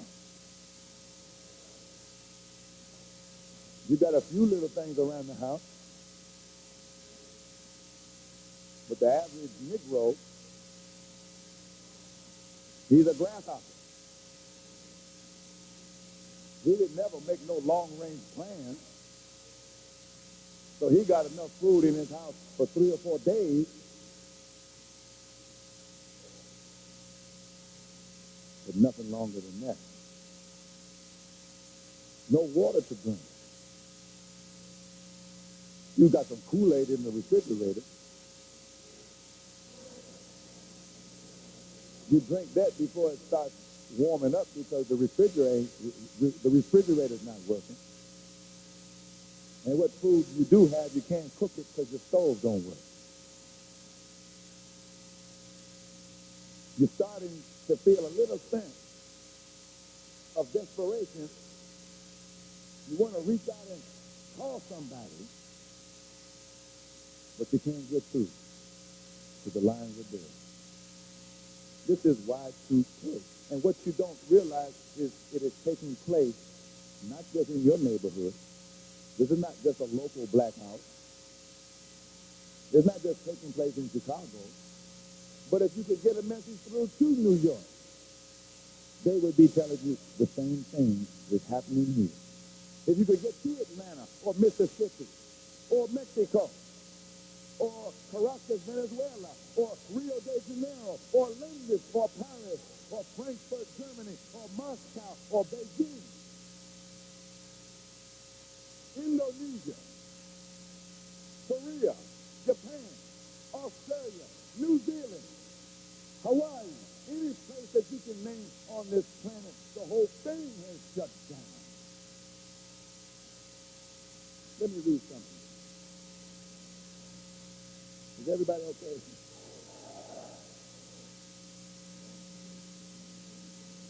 Yeah, it's true.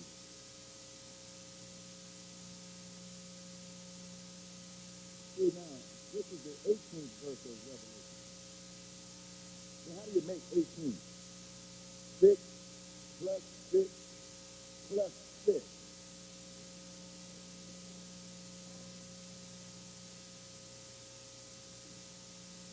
And after these things, I saw another angel come down from heaven. For these angels are something, ain't they? They throwing stones in the middle of the Atlantic Ocean and all kinds of stuff. Declaring time out. Of course, the Honorable Elijah Muhammad stood right in that place in 1972 and said that he had the 7 angels with him to destroy America. He compared the power of America to the power of a little mouse. And the power of the angels, he said they were like 7 hungry cats. And America was just a little mouthful for one cat. But now you got 7 hungry cats. And he said these are the angels that's with him, backing him up in his mission. Maybe that's why he was so bold and confident in the way that he talked to America. Like it wasn't nothing. Maybe that explains the courage of the Honorable Louis Farrakhan. He don't back down. He don't bow. Because he knows these angels and more is backing him. So anyhow, another angel came down from heaven. Maybe you're tired of these angels coming down. You might. To see whether or not this is a disaster or whether this is something great depends on your frame of mind. See, I don't know if you're an ant or a grasshopper. See, if you're a grasshopper, this is a disaster. You down there say, I can't stand no more angels to come down. I'm just about half dead now. But now if you're one of the prepared ones, maybe that was a bad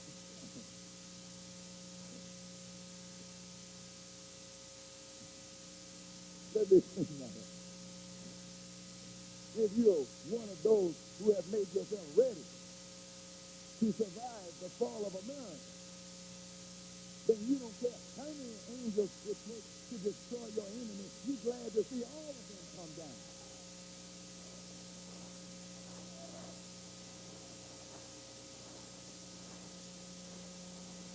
I mean, that's how I am. I'm ready for America to be destroyed. I don't want her to live past the year 2000. Matter of fact, I wish Allah would hurry it up, but then you can't hurry Allah. He's bringing in his own good time. But some in here, you might love America. You love this way of life. You are happy here. You say that you're dissatisfied, but you're not dissatisfied to the point that you're ready to get up and do something.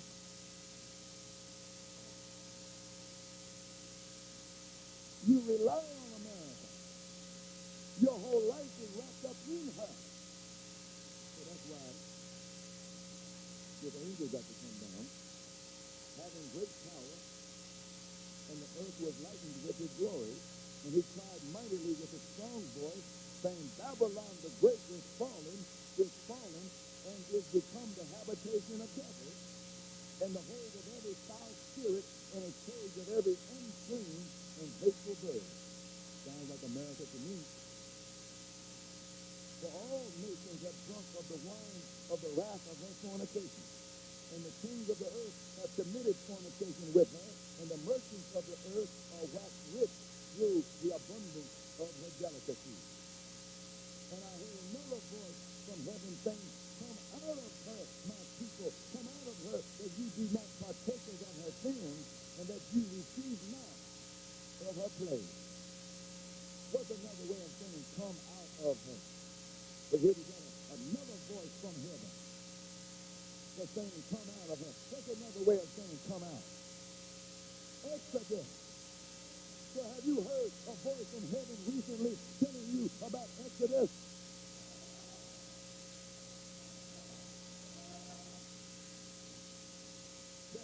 program, isn't it? Exodus, come out of her. For her sins have reached unto heaven, and God hath remembered her iniquity. Reward her, even as she rewarded you, and double unto her, double according to her work. And the cup that she hath filled, fill to her double. So this is what you call payback. She's getting her like she like to dig it out, now she's getting her. How much has she glorified herself and lived deliciously? So much torment and sorrow give her. For she hath said in her heart, I sit a queen, and I am no widow, and shall see no sorrow. But they love to say, this is America. And we have never had no disasters. We have never had any war. Our cities have never been ruined. Therefore shall her plague come in one day, death and mourning and famine, and she shall be utterly burned with fire. For strong is the Lord God who judges her. How long will it take for her plague to come? One day. One day you're all right. The next day you're on your knees. And the kings of the earth who have committed fornication and lived deliciously with her shall bewail her and lament for her. For when they shall see the smoke of her burning, standing afar off for the fear of her torment, saying, alas, alas, the great city Babylon, that mighty city, for in 1 hour is thy judgment come. How quick did it take for the judgment to come? 1 hour. So in one day, in 1 hour, you will see this great America, this great England, this great world ruling system that has conquered the entire world in one day, in 1 hour. You will see them in the dust. Allah is a mighty God. It don't take him a long time to destroy his enemies. In 1 second of time, he'll take you out.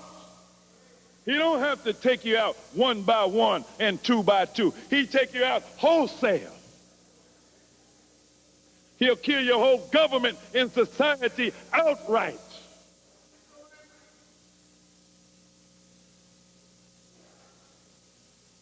The merchants of the earth shall weep and mourn over her, for no man buyeth their merchandise anymore. The merchandise of gold and silver and precious stones, pearls and fine linen, purple and silk and scarlet, and thy wood and all manner of vessels of ivory, and all manner of vessels of most precious wood of brass and iron and marble, and cinnamon and odors and ointments and frankincense and wine and oil and fine flour and wheat and beasts and sheep, horses, chariots, slaves, and the souls of men.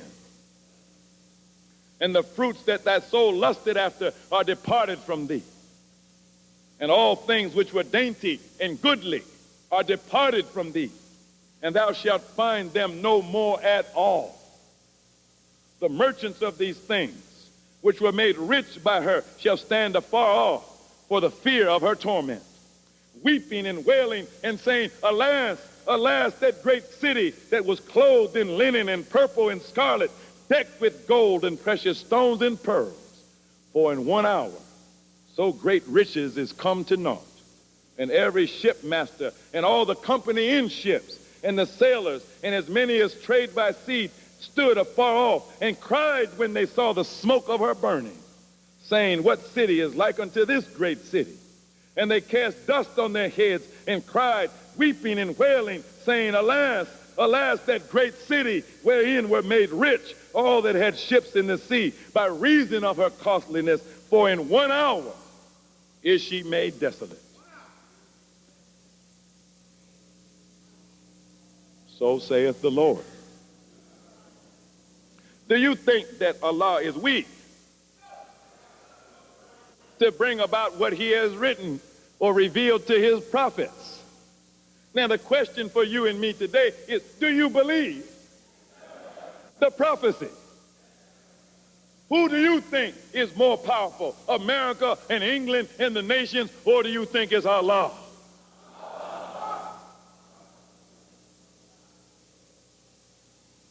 Well, if that's true, Where is your dependence?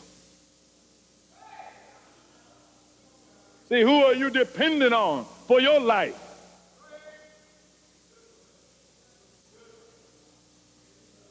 And I know you want to answer it spiritually, as you should. You want to answer it intellectually, as you should. But have you got your mouth out of the white man's kitchen yet? Because in our last few minutes here, let's get real practical. Let's see what we have to do by way of preparation. And you should consider that what you're hearing this afternoon, this can only just be a little introduction into a subject that should consume just about all of your time for the next 12 months. This is a deadline that cannot be averted. We're used to deadlines being pushed back. But this is God's judgment. You can't push it back. Y2K itself is not all of God's judgment, but in the meantime, we expect to see an increase in hurricanes, and blizzards, and floods, and rain, and natural disasters, and pestilence, and drought, and famine, and war in Y2K. Because it's going to take all of that to bring America down and to bring this world order down. Now, what must you and I do to be prepared? Because Proverbs chapter 22 verse 3 says, a prudent man foresees evil and hideth himself.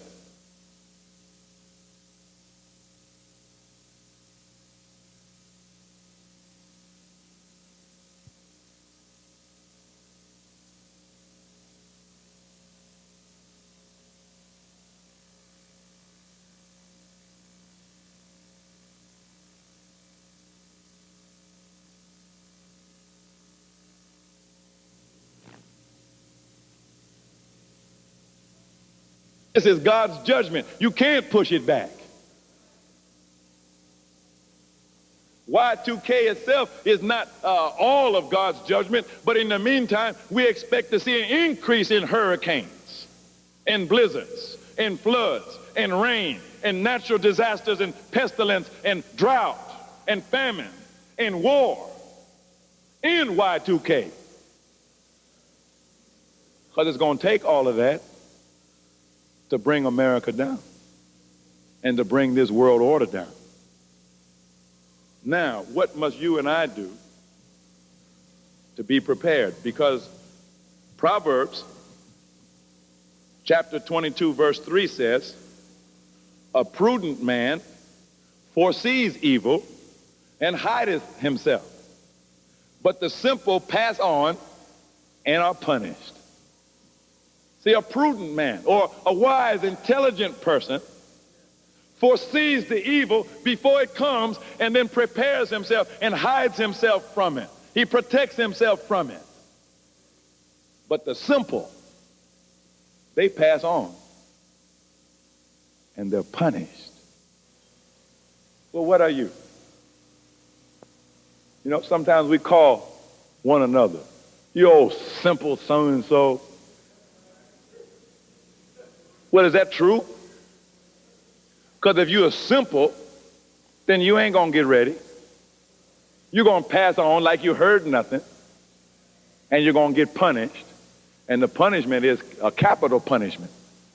Do you know that within approximately 1 year after January the 1st, the year 2000, probably about 50% or so of your Chicago friends and neighbors are going to be dead?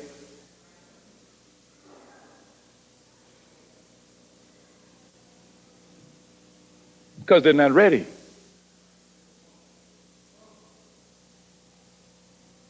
Are you going to survive? You're not going to survive just because you say you're going to survive. You will survive if you're ready to survive. Survival or preparation is a state of mind. You have to mean to survive. And then you have to go to work while you have time to gather for yourself all that you will need in order to survive. The Holy Quran talks about the coming of the Messiah, and one of the things that the Messiah must do is to teach you what to eat, but also what to store in your houses. Well, there ain't much difference between what you should eat and what you should store in your houses. You should store what you eat.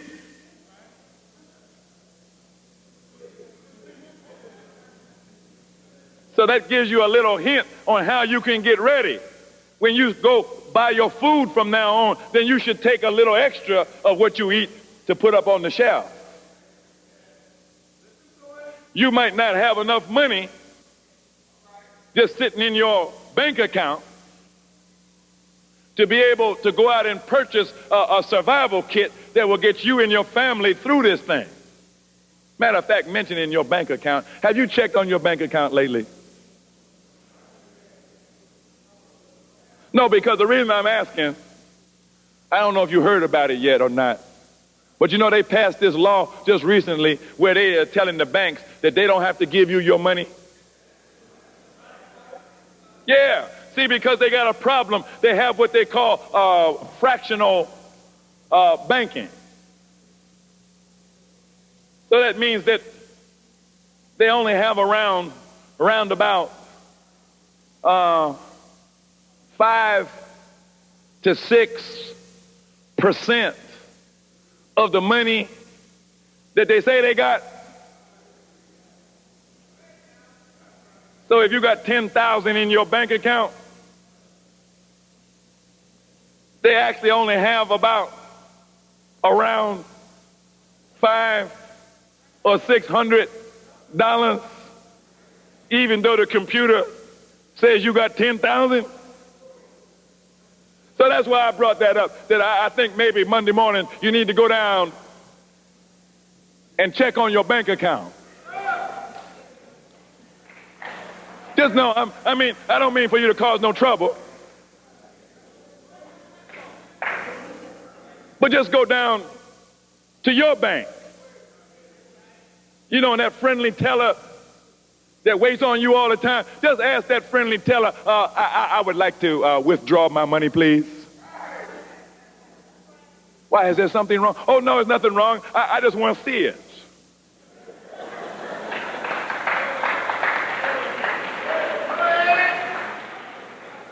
Since it's mine,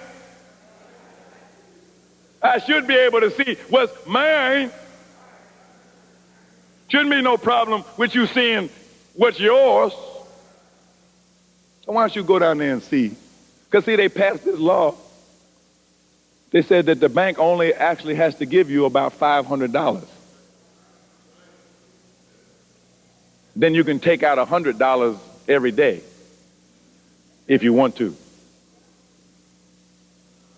I was teaching that a while back, and I was saying, well, you know, this is a law that's on the books, but I didn't know that it wasn't supposed to have been in effect. But a sister came up to me later. She said, you know, I think that law is actually in effect because I tried to get my money. She said they did just what you said. They gave me $500. And when I asked about the rest of it, they gave me a cashier's check. And they told me I would have to bring that cashier's check every day, and they could give me $100 every day until they had given me back my money. And then another sister told me, she said that she tried to get her retirement money out of some pension fund, and they got her on a 90-day waiting list to see if they could get her money. Same with credit unions. People got money in credit unions, and they tried to get it, and they found that they can't get it. And the reason is because they only have 5 or 6% of the money that they're supposed to have. They said the rest of it is really not real money. It's just credits in a computer somewhere, which kind of had me a little bit concerned. Said they talking about the computer's going to crash. So now, see, the question I have, if the computer that has my money in it crashes. No, I'm serious. And the other thing is, see, the bank that I go to, now this is in Washington. I don't know if the banks here is the same way, but they say if you don't have any transactions in your account for 3 years, then they automatically close your account. So what I was wondering about is, now if the computer at the bank thinks that it's the year 1900, would the computer just close my account because there has not been any activity for 100 years?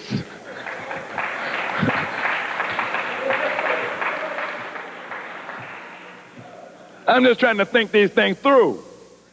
And then I was wondering last week when I saw on CNN that Alan Greenspan of the Federal Reserve Bank, he told them to print $50 billion because they said some of the American people were getting concerned about whether they could get their money. And he wanted to have enough money in the banks for the people who were concerned.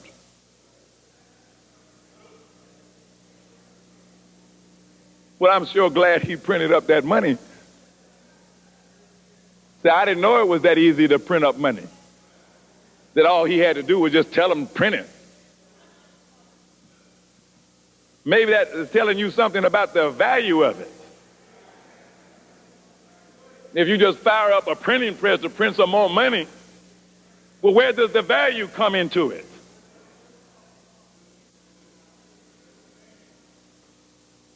See, but now let's look at your household budget. See, because the employees of some of the major corporations that do business with the Pentagon and whatnot, what they're telling their employees about this is, well, that you should be prepared to be unemployed for at least 3 months. Now, I don't know if that affects you or not.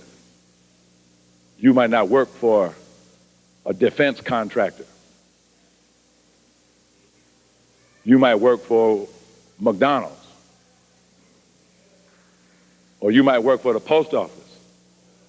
See, I don't know what they have told you, but they're telling the defense contractors and their employees that you should expect that you could be unemployed for at least 3 months, maybe 6 months, before they get this thing together.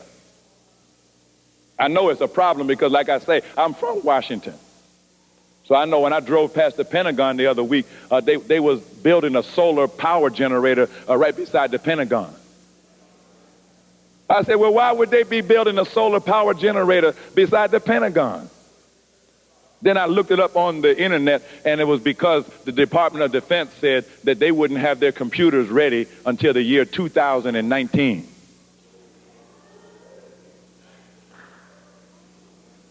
So then I said, well, if the Pentagon ain't going to be ready for 19 years, I said, well, who's going to defend the country? Because, you know, America, she got a problem with terrorists. No, they really do. Because they have done so much wrong around the world that it's people trying to get back at them. I don't know what they might have done to anger so many people, but if it was anything like what they did to us,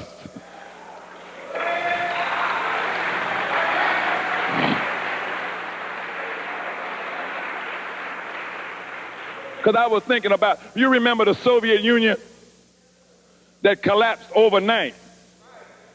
And they said that could never happen here. But while the Soviet Union was riding high, they were a nuclear power. As a matter of fact, they still are. But they were so sophisticated with their nuclear bombs, they made 186 nuclear bombs that could fit into a suitcase. And now they can only account for 120. Some of them is missing. Well, you know how baggage gets lost. Probably somebody was on a trip with one of them bombs, and you know how baggage claim is. They're so careless. So maybe that's why they beefed up security at the airports, because they figured one of them suitcases might come in on a plane and somebody might detonate something. That's why, you know, the Pentagon is important when you're a country like America. You got to have a big army to deal with your enemies all over the world. And I remember one time, the Honorable Elijah Muhammad said that there would be 7 nations that would come after America. I think he mentioned North Korea. Saying them people hungry, ain't they? And they just sent a missile over top of Japan, didn't they? I think they were sending a message to Japan and the other nations, we are hungry enough and we're going to shoot you to get some food to eat. Because if you were a nuclear power, would you let your people starve to death? If you were up there in Russia and here your people are starving to death and you got all these nuclear missiles and bombs and stuff and you looking over there and America got all this food and they won't send you none. Wouldn't that make you mad? That might make you mad enough to push the button. Say, if we can't have nothing to eat, then y'all ain't having nothing to eat. I'm just saying they might be thinking like that. I ain't saying, you know, I don't know if the Japanese are still mad at America for dropping them bombs on Hiroshima or Nagasaki or not. I know I did meet a Japanese man one time. He told me that they were going to get America back. If it took 100 years, they was going to get America back. Now, I don't know if he was just selling wolf tickets or not. I'm just telling you what he told me. They might believe in letting bygones be bygones. Turn the other cheek. They might. Then what about them Mexicans? The Mexicans got upset just a little while ago because it was something like the 100th anniversary of when America went and took Texas. I wonder if some of them Mexicans still want Texas back. Or have they given up on it? Not to mention New Mexico and Arizona and California. Suppose the computers crash at the Pentagon and the Mexicans say, I think we can take them. Because maybe the Mexicans, they was not so dependent on computers that they never, got away from a manual system. Because they said we had so many brownouts and everything, we never had no computers. I think we can take them. But that couldn't happen. Like anyhow, I was talking about something else anyhow.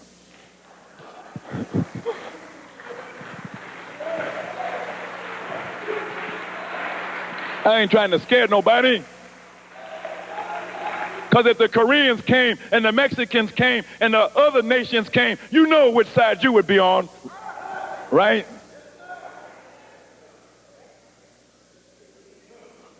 You do know what side you would be on, right?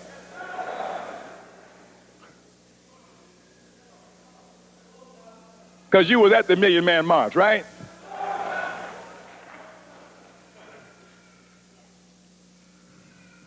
See, that was a big army down there in Washington.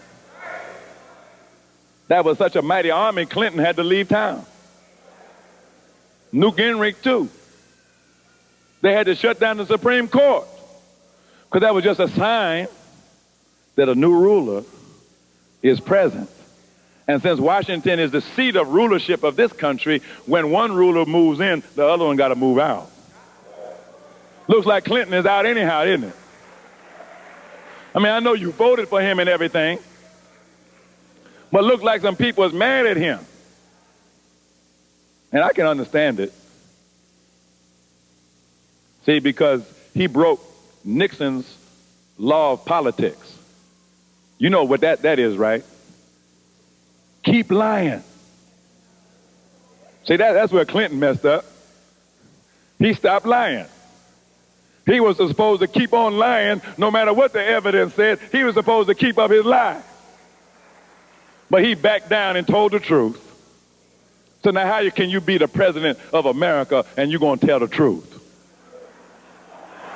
So he got to go. He's out of here. Plus the military don't like him anyhow, because they consider him to be a draft dodger. So they got Clinton to sign the executive orders to suspend the Constitution because of Y2K. In my briefcase, I got the executive orders where he's turning over the power to run the country to the executives of FEMA. See, I think that's what this whole thing is all about anyhow, trying to impeach him. See, because I think, isn't it supposed to be an election in the year 2000? I think I heard something about that. Different people trying to run. But I was wondering, how could they have an election if the computers go down? Could they actually pull off an election if the computers went down? I don't think they could actually have an election. I mean, not if this thing happens. If there ain't no power, ain't no computers, ain't nothing happening, how you going to have an election? So now, if you don't have an election, then what does a democracy become if you can't have elections no more?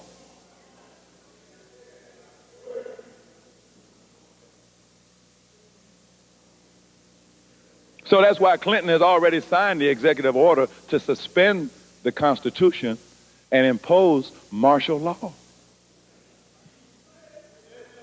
That's why they're showing you movies like The Siege. It's not that they're so concerned about some terrorists, but the thing that's really terrorizing them is Y2K.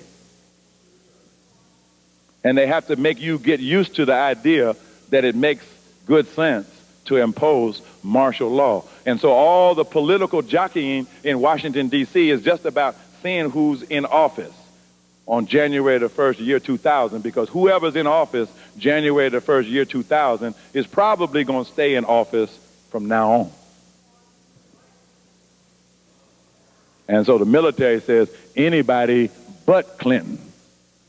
But now we wasn't talking about all that politics. You're not interested in politics when you're hungry anyhow. See, because the election wouldn't be till November. Now, if you ain't had nothing to eat since January, you won't be too much interested in who's running for office. Let's get real. Okay, you have something that you call income. Whatever it is. It's the money that you get that you live on, right? And you lived all through, say, 1998 on your income. And most of us, how much did we save? How much of your income do you have left over at the end of 1998? How much of your income do you have left? Most people don't have none left. Matter of fact, you was living above your means, weren't you? Because you had them charge cards. So you was charging everything. So not only did you spend everything that you got in 1998, but you were also buying on credit, so you were in hock through 99. Isn't that right? But now let's look at this. Suppose you have to hold out for 3 months in the year 2000 because your job shut down, the supermarket is closed, you have no utilities, you ain't get no help from no place, your Social Security check don't come, your Veterans Administration check don't come, your welfare check don't come.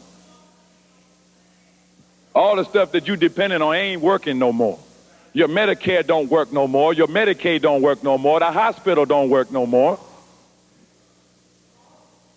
So now here we really are in the middle of a disaster now, and you trying to hold out. You think, well, I think this thing will blow over and white folks will be back in power within 3 months.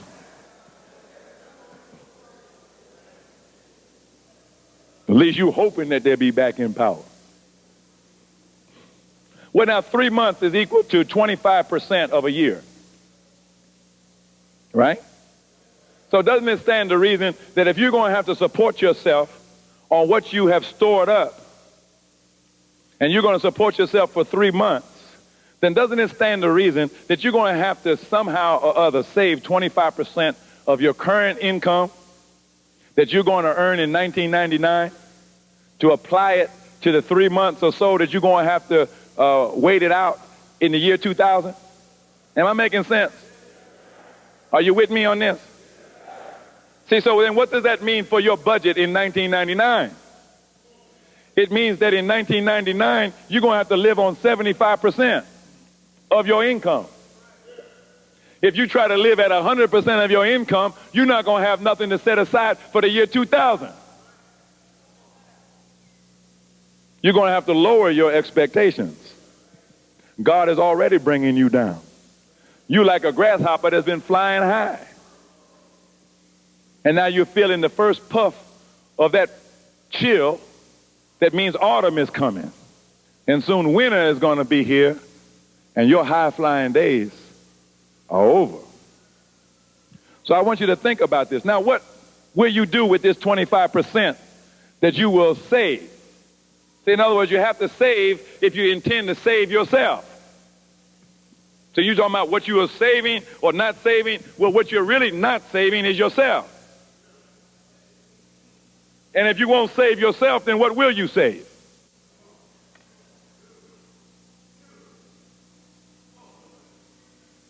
So here's what you have to do as we close out. And we're not done, but we just have to close out. It's time.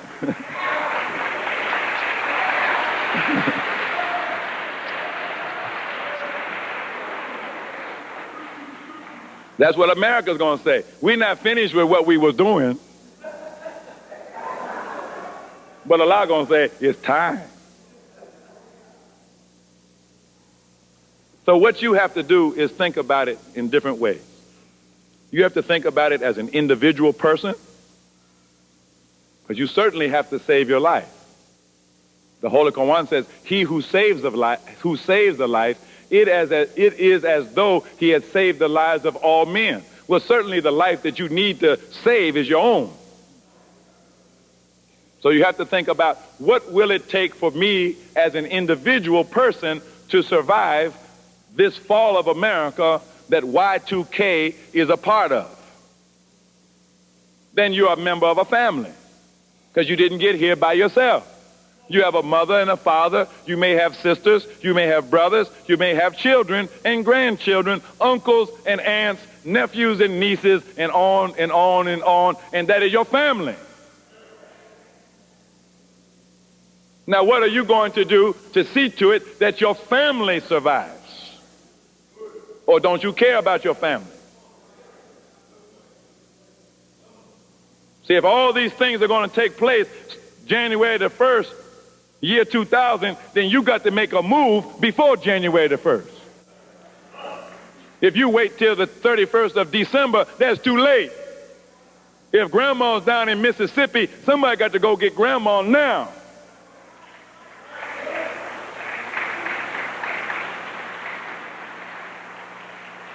You got to decide who you think your family is.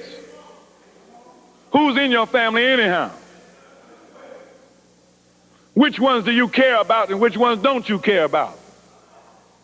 Which ones do you want to live and which ones are you prepared to let die?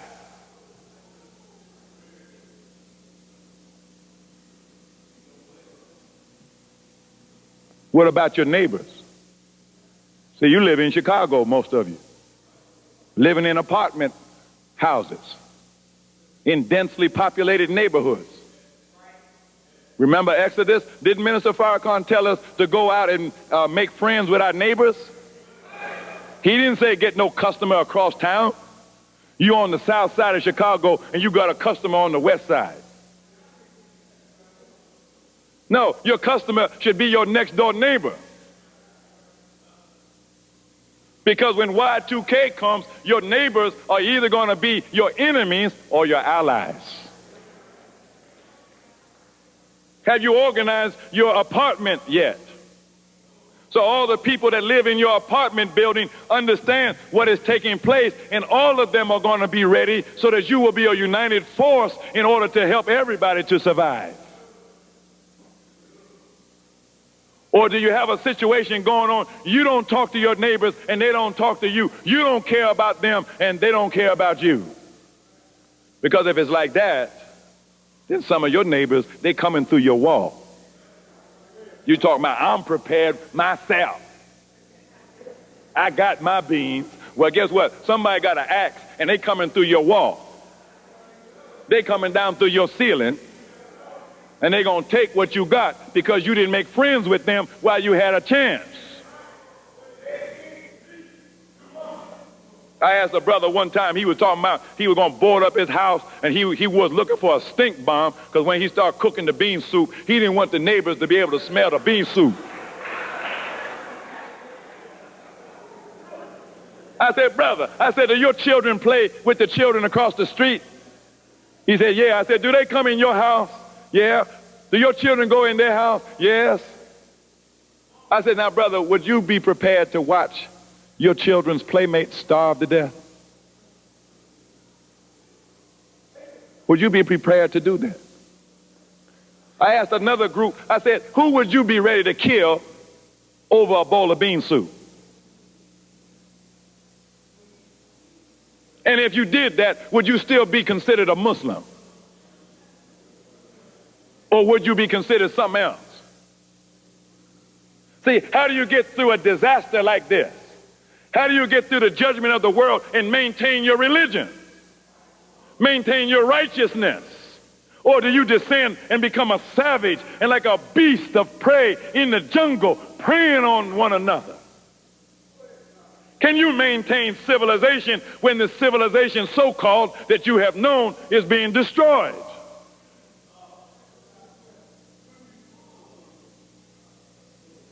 Then we have to think about this thing. Who belongs to your neighborhood? Who belongs to your community? Who do you consider worth saving? If the Honorable Elijah Muhammad said that if I have a bowl of bean soup and my brother has none, then half of my bean soup belongs to my brother. Well, wait a minute. See, we've been clapping to the principle. It's a beautiful principle, but we've been clapping to the principle without the practice. Why don't you put it to a test? Why don't you ask your brother for a half a bowl of bean soup and see if you get it? Why don't you ask your sister for a half a bowl of bean soup and see if she want to charge you $1 for it? See, because when Y2K comes, that's not the time to find out who your allies are. That's not the time to find out where your help is. That's not the time to find where your support is. You got to know that in advance. Or you think this is a joke? Do you think that you really have to be ready? Or you can just be a grasshopper and just skate around all the next year and not get ready? Do you think that you can live 1999 like you lived 1998? Don't you understand that your world has already changed? You don't live in the same world that you once lived in. If you're the same old person that you used to be, then you are going to be a non-survivor. A survivor is one who outlives something, who outlasts something. I don't know how long this Y2K disaster is going to bring things to a halt. I personally don't believe that America will ever get herself up out of the dust. The book says that Babylon the Great has fallen to rise no more. Allah don't bring down his enemies so they can get back up. When Allah take you down, you stay down. When he kills you, you stay dead. So what we got to be talking about is how are all of us going to get together and prepare ourselves. There is no such thing as individual preparation.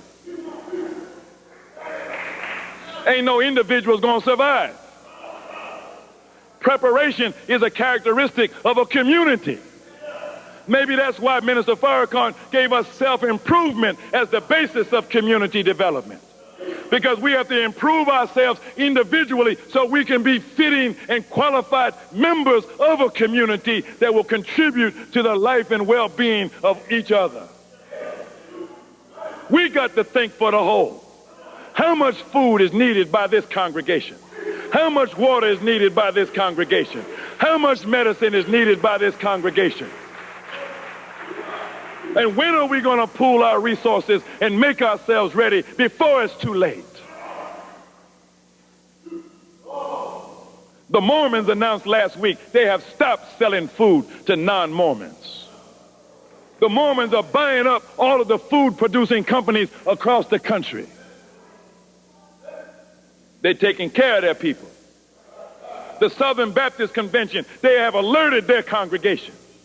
They're buying down the food stores in the warehouses across America. They're buying the solar technology. They're buying the radios. They're buying the generators. They're buying the water storage and the water purification kits. By the time we wake up, the shelves are going to be empty. I asked a group yesterday, I asked this group, where do they keep the food in Chicago? I don't mean the jewel market. They got about 48 to 72 hours worth of food in that market. I mean, where do they keep the real food? Where is the warehouse? Is it in your neighborhood? Do you know where it is? Do you know who has the key? Do you know the phone number? What do you know about the food in Chicago since you live in Chicago? You better find out where the food is. And you better make some kind of a deal with the people that got the food. Otherwise, you'll have none.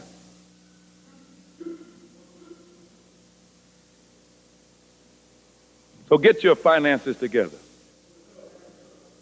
Buy gold, buy silver. Have things that you can trade and barter, just in case these dollars ain't worth nothing.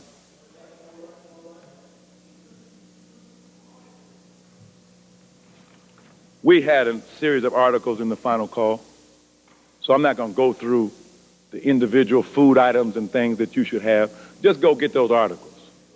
It has everything in there that you need to survive. And then you have to look at it for yourself, because there may be some special needs that you have. For example, you might like toilet paper. I don't know. A lot of people do. So if you're one of those people that you like toilet paper, well, how much toilet paper would you need for 3 months or 6 months? Or else just save your phone book. They got a big phone book in Chicago. That might get you through in a pinch.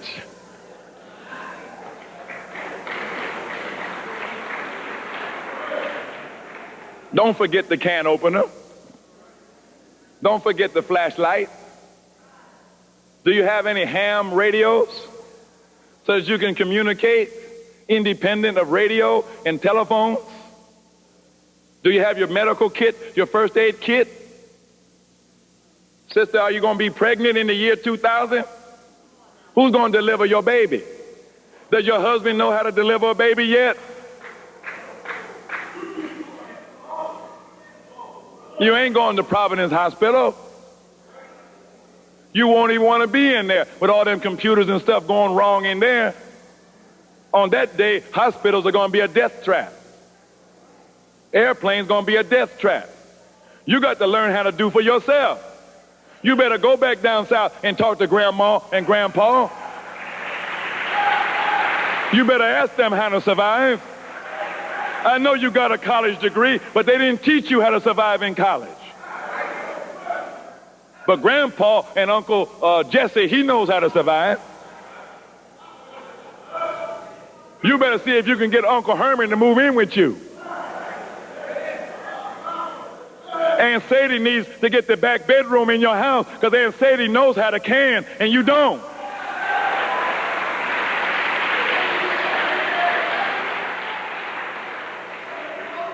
You better settle those differences that keep us apart and at odds with one another. Settle your differences so that we can embrace as a loving, compassionate community.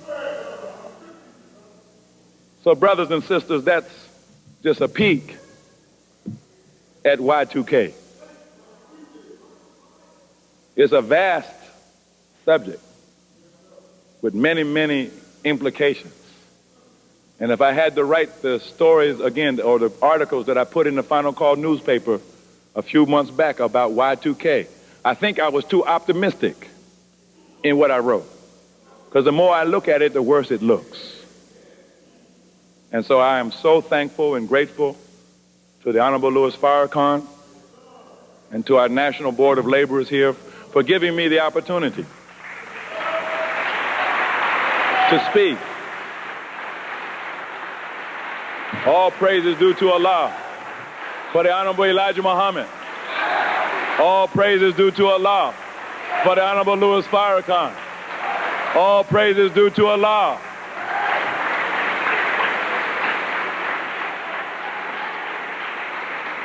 So I greet you. Oh, okay. So all praise is due to Allah. So let me see a show of hands. As a matter of fact, those of you who are guests, first-time visitors, or people who have not yet become a part of the Nation of Islam, would you please stand? Please stand.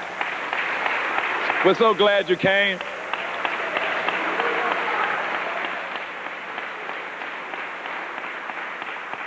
We're so glad you're here. Remain standing, remain. I want to just say a few things to you and ask you a question or two. But you're so lucky. This is like being invited on board Noah's Ark before the flood came, where you get an advanced preview of what's getting ready to happen. And you find yourself lucky enough to be in the right place at the right time, where there's still enough time for you to do the right thing. So I hope you feel about it like that. How many of you enjoyed what you heard, even though it's a little bit disturbing?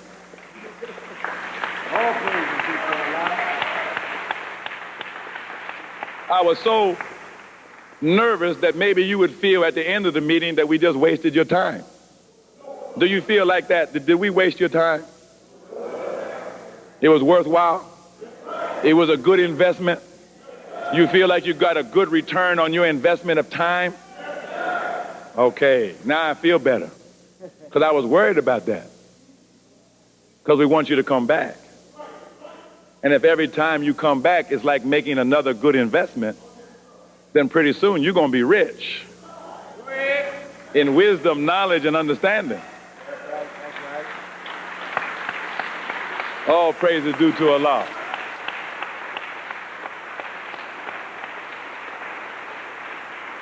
We're not going to ask you to join the Nation of Islam because in reality you already belong to the Nation of Islam.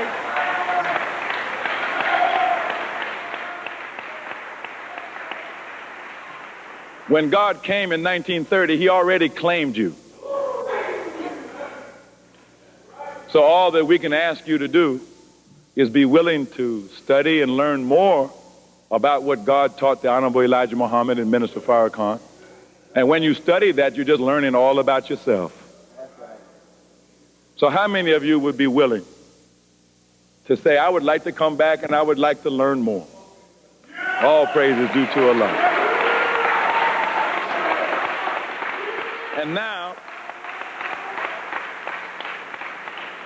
And now comes the good part. Because if Minister Farrakhan were here, you know what he would want to do? He would want to shake your hand. But since he's not here, I get the honor.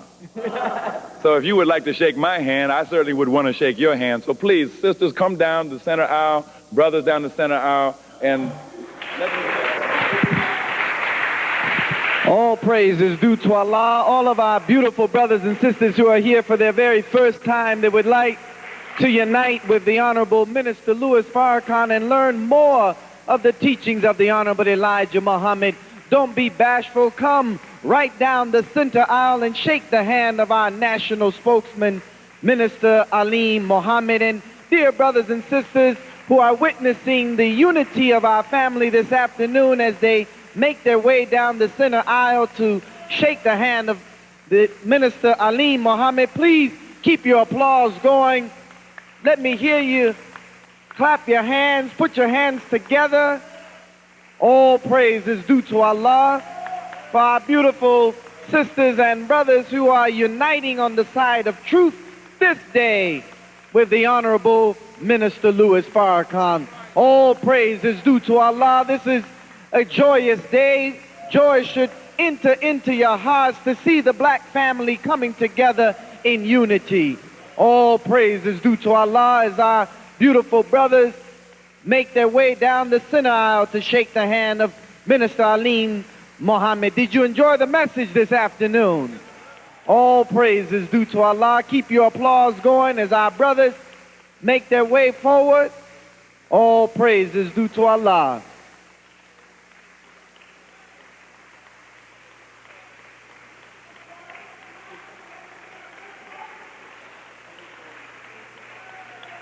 All praise is due to Allah for the Honorable Elijah Muhammad, for the Honorable Minister Louis Farrakhan, and for this timely message that all of us received this afternoon from his servant, the Honorable or Brother Minister Alim Muhammad. All praise is due to Allah. So used to it, right? Don't let your arms get tired. Don't let your hands get tired. This is a great day in the history of our sojourn here in America. We're happy to see the black man take a stand today on truth. We're happy to see the black man stand up in unity and join in solidarity with the Honorable Minister Louis Farrakhan. Let's hear it from Minister Dr. Alim Mohammed. Allahu Akbar! Allahu Akbar! Allahu Akbar! Allahu Akbar! Minister Alim Mohammed.